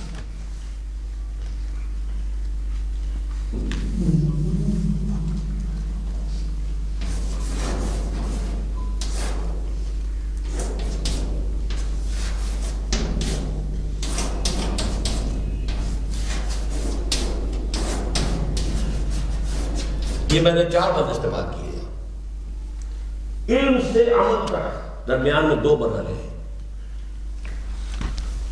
مجھے معلوم ہے کہ سگریٹ نوشی نقصان دہ، لیکن عمل میرا خلاف ہے، میں تو پی رہا ہوں سگریٹ۔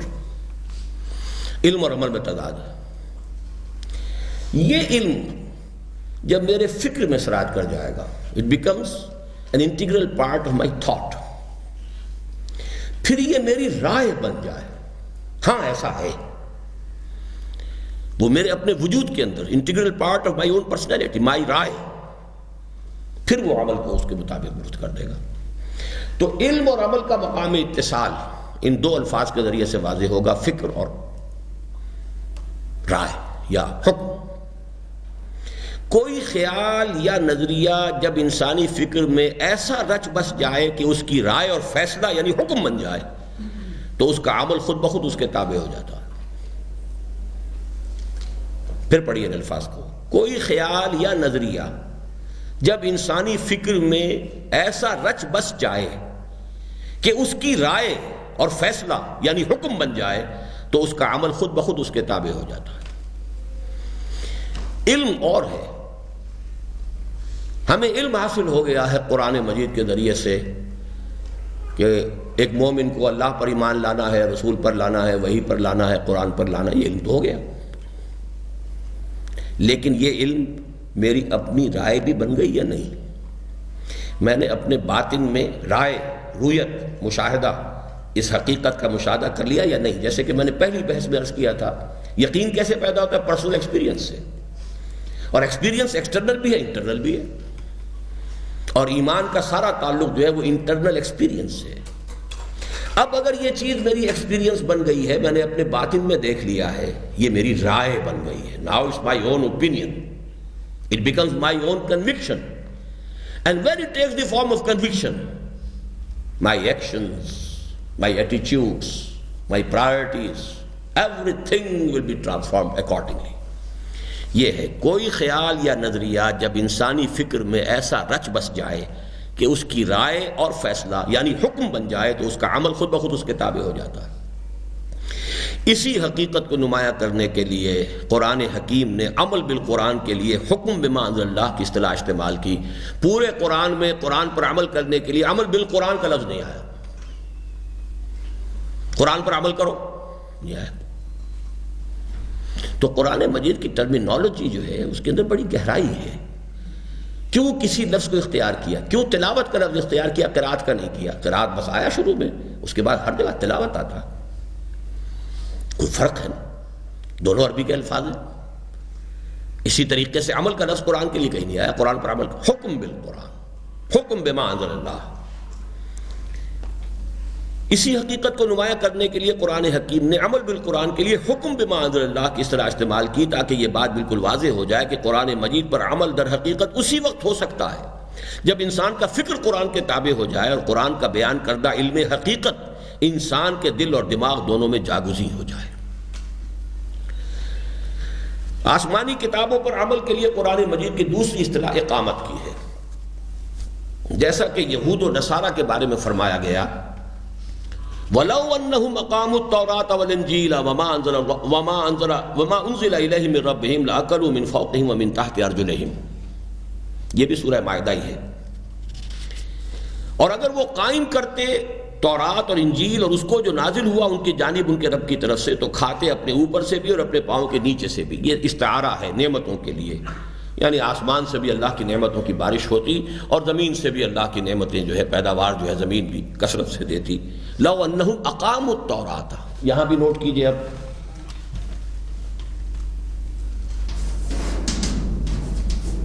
قام یقوم،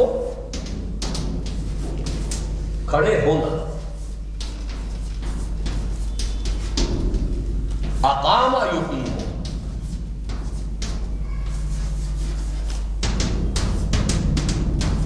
کھڑا کرنا.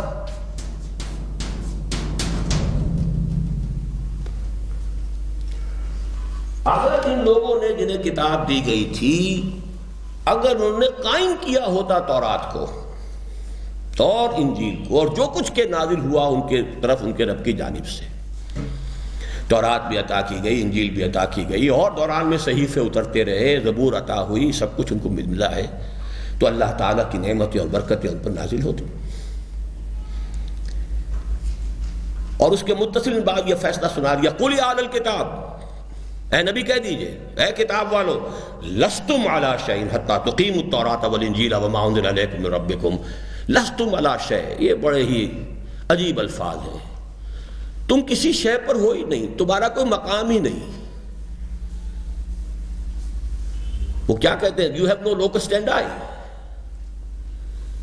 تمہاری کوئی حقیقت نہیں، تمہارا کوئی منہ نہیں کہ ہم سے بات کر سکو. لستم علی شیء حتی تقیموا التوراۃ والانجیل، جب تک کہ تم قائم نہ کرو تورات کو اور انجیل کو اور جو کچھ کے نازل کیا گیا تمہاری طرف تمہارے رب کی طرف سے. یہ قائم کرنا، جس کی میں مثال دیا کرتا ہوں کہ جیسے خیمہ ہے. اب خیمہ اگر کھڑا ہے تو کھڑا رکھنا ہوگا. آندھی آ گئی ہے، ذرا ہوا تیز چل رہی ہے تو آپ دیکھتے ہوں گے کہ پھر اس کی تنابوں کو آدمی جو ہے وہ سنبھالتا ہے اور جو کھوٹے ہیں ان کو اور ذرا مضبوط کرتے ہیں. بسا اوقات پھر بانسوں کے ساتھ چمٹ کر کھڑے ہو جاتے ہیں یا رسیاں پکڑ لیتے ہیں. یہ کھڑا رکھنا. اور اگر گر گیا تو کھڑا کرو، دوبارہ کھڑا کرو، استادہ کرو دوبارہ. تو اگر وہ حال ہے جیسا کہ خلافت راشدہ میں تھا، دین قائم ہو چکا، حضور نے قائم فرما دیا، قرآن قائم ہو چکا، جو کچھ اللہ کی طرف سے نازل ہوا اب وہ قائم ہے، تو گویا کہ اس کو قائم رکھنے کی جد و جہد تھی. اور جب وہ گر گیا اب اسے قائم کرنے کی جد و جہد ہے. آج میں اور آپ جو ہیں ہمیں یہ پڑھنی چاہیے آیت اس طرح سے، یا اہل القرآن لستم علی شیء حتی تقیموا القرآن وما انزل الیکم من ربکم. ہے قرآن کے ماننے والوں اور قرآن کے پر ایمان کے دعوے داروں، تمہاری کوئی حیثیت نہیں، کوئی مقام نہیں. لستم علی شیء، میں ان الفاظ کی تعبیر اور ترجمانی کرنے سے قاصر ہوں. لستم علی شیء، تمہاری کوئی بنیاد ہی نہیں، جڑ ہی نہیں، موقف نہیں. تم اپنے جگہ پھرنے خواہ بنے پھرتے ہو. ہم تو امتی ہیں، جو کچھ بھی ہیں محمد کے امتی ہیں، اور ہم تو اللہ کے چہیتے ہیں اور لاڈلے ہیں. امت مرحومہ سے ہمارا تعلق ہے. اور نحن ابناء اللہ واحباؤہ، یہود کا قول کہ ہم تو اللہ کے بیٹوں کی طرح ہیں، بڑے اس کے چہیتے اور لاڈلے ہیں. لستم علی شیء، کن خیالات میں ہو؟ ما درچ خیال مفلک فلک درچ خیال. تمہارا کوئی موقف نہیں، تمہاری کوئی حقیقت نہیں، تمہاری کوئی جڑ نہیں، کوئی بنیاد نہیں، کوئی حیثیت نہیں. حتیٰ تقیموا التوراۃ والانجیل وما انزل الیکم من ربکم. اب اسی زور شور کے ساتھ مجھے اور آپ کو یہ قرآن، یہ آیت یوں پڑھنی چاہیے اپنے دل میں، یا اہل القرآن، اس لیے کہ اس کتابچے کے آخر میں وہ حدیث آ جائے گی جس میں کہ حضور نے ہمیں اہل قرآن کہا ہے. یا اہل القرآن لا تتوسطوا القرآن واتلوہ حق تلاوتہ فی آناء اللیل والنہار وافشوہ وتغنوہ وتدبروا فیہ لعلکم تفلحون. یا اہل القرآن، یا قرآن والو، بالکل وہ الفاظ یہاں پر سبسٹیٹیوٹ کیجئے. یا اہل القرآن لستم علی شیء حتی تقیموا القرآن وما انزل الیکم من ربکم. اس لیے یہاں پھر نوٹ کر لیجئے وما انزل الیکم من ربکم. میں آج شروع میں جو حدیث بتائی تھی، صرف قرآن ہی کو قائم نہیں کرنا، قرآن کے ساتھ سنت کو بھی قائم کرنا ہے. سنت بھی منزل من اللہ ہے. یہ ضرور ہے کہ قرآن یہ وحی جلی ہے جو لفظاً لفظاً حرفاً حرفاً محفوظ ہے، اور سنت رسول صلی اللہ علیہ وسلم وحی خفی پر مبنی ہے جو لفظاً محفوظ نہیں ہے، بس مفہوم کے اعتبار سے وہ بھی محفوظ ہے. حکم بما انزل اللہ کا تعلق زیادہ تر افراد کے فکر و عمل سے ہے. جبکہ اقامت ما انزل من اللہ سے مراد خاص طور پر اس نظام عدل اجتماعی کا قیام ہے جو کسی اجتماعیت کے شریک افراد اور کسی معاشرے کے مختلف طبقات کے مابین قسط اور عدل و انصاف پر مبنی توازن کا ضامن ہوتا ہے، اور جس میں بندھنے کے بعد کسی پر ظلم و عدوان اور بغی و طغیان کا امکان باقی نہیں رہتا، اور سیاسی جبر یعنی پولیٹیکل ڈپریشن اور معاشی استحصال یعنی اکنامک ایکسپلائٹیشن سب کے دروازے بند ہو جاتے ہیں۔ یہی وجہ ہے کہ سورہ مائدہ کی آیت نمبر 66 جو ابھی میں نے آپ کو سنائی ہے، اس میں اقامت ما انزل من اللہ کے ثمرات کے طور پر عمومی خوشحالی اور فارغ البالی کا تذکرہ خاص طور پر کیا گیا، لاکلوا من فوقہم ومن تحت ارجلہم۔ اگر اللہ کی کام، اس طرح ایک حدیث ہے اقامت حد من حدود اللہ،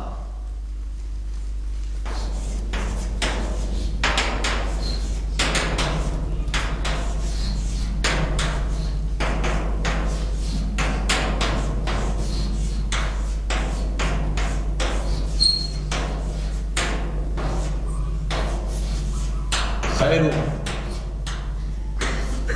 من مطر 40 لیلہ۔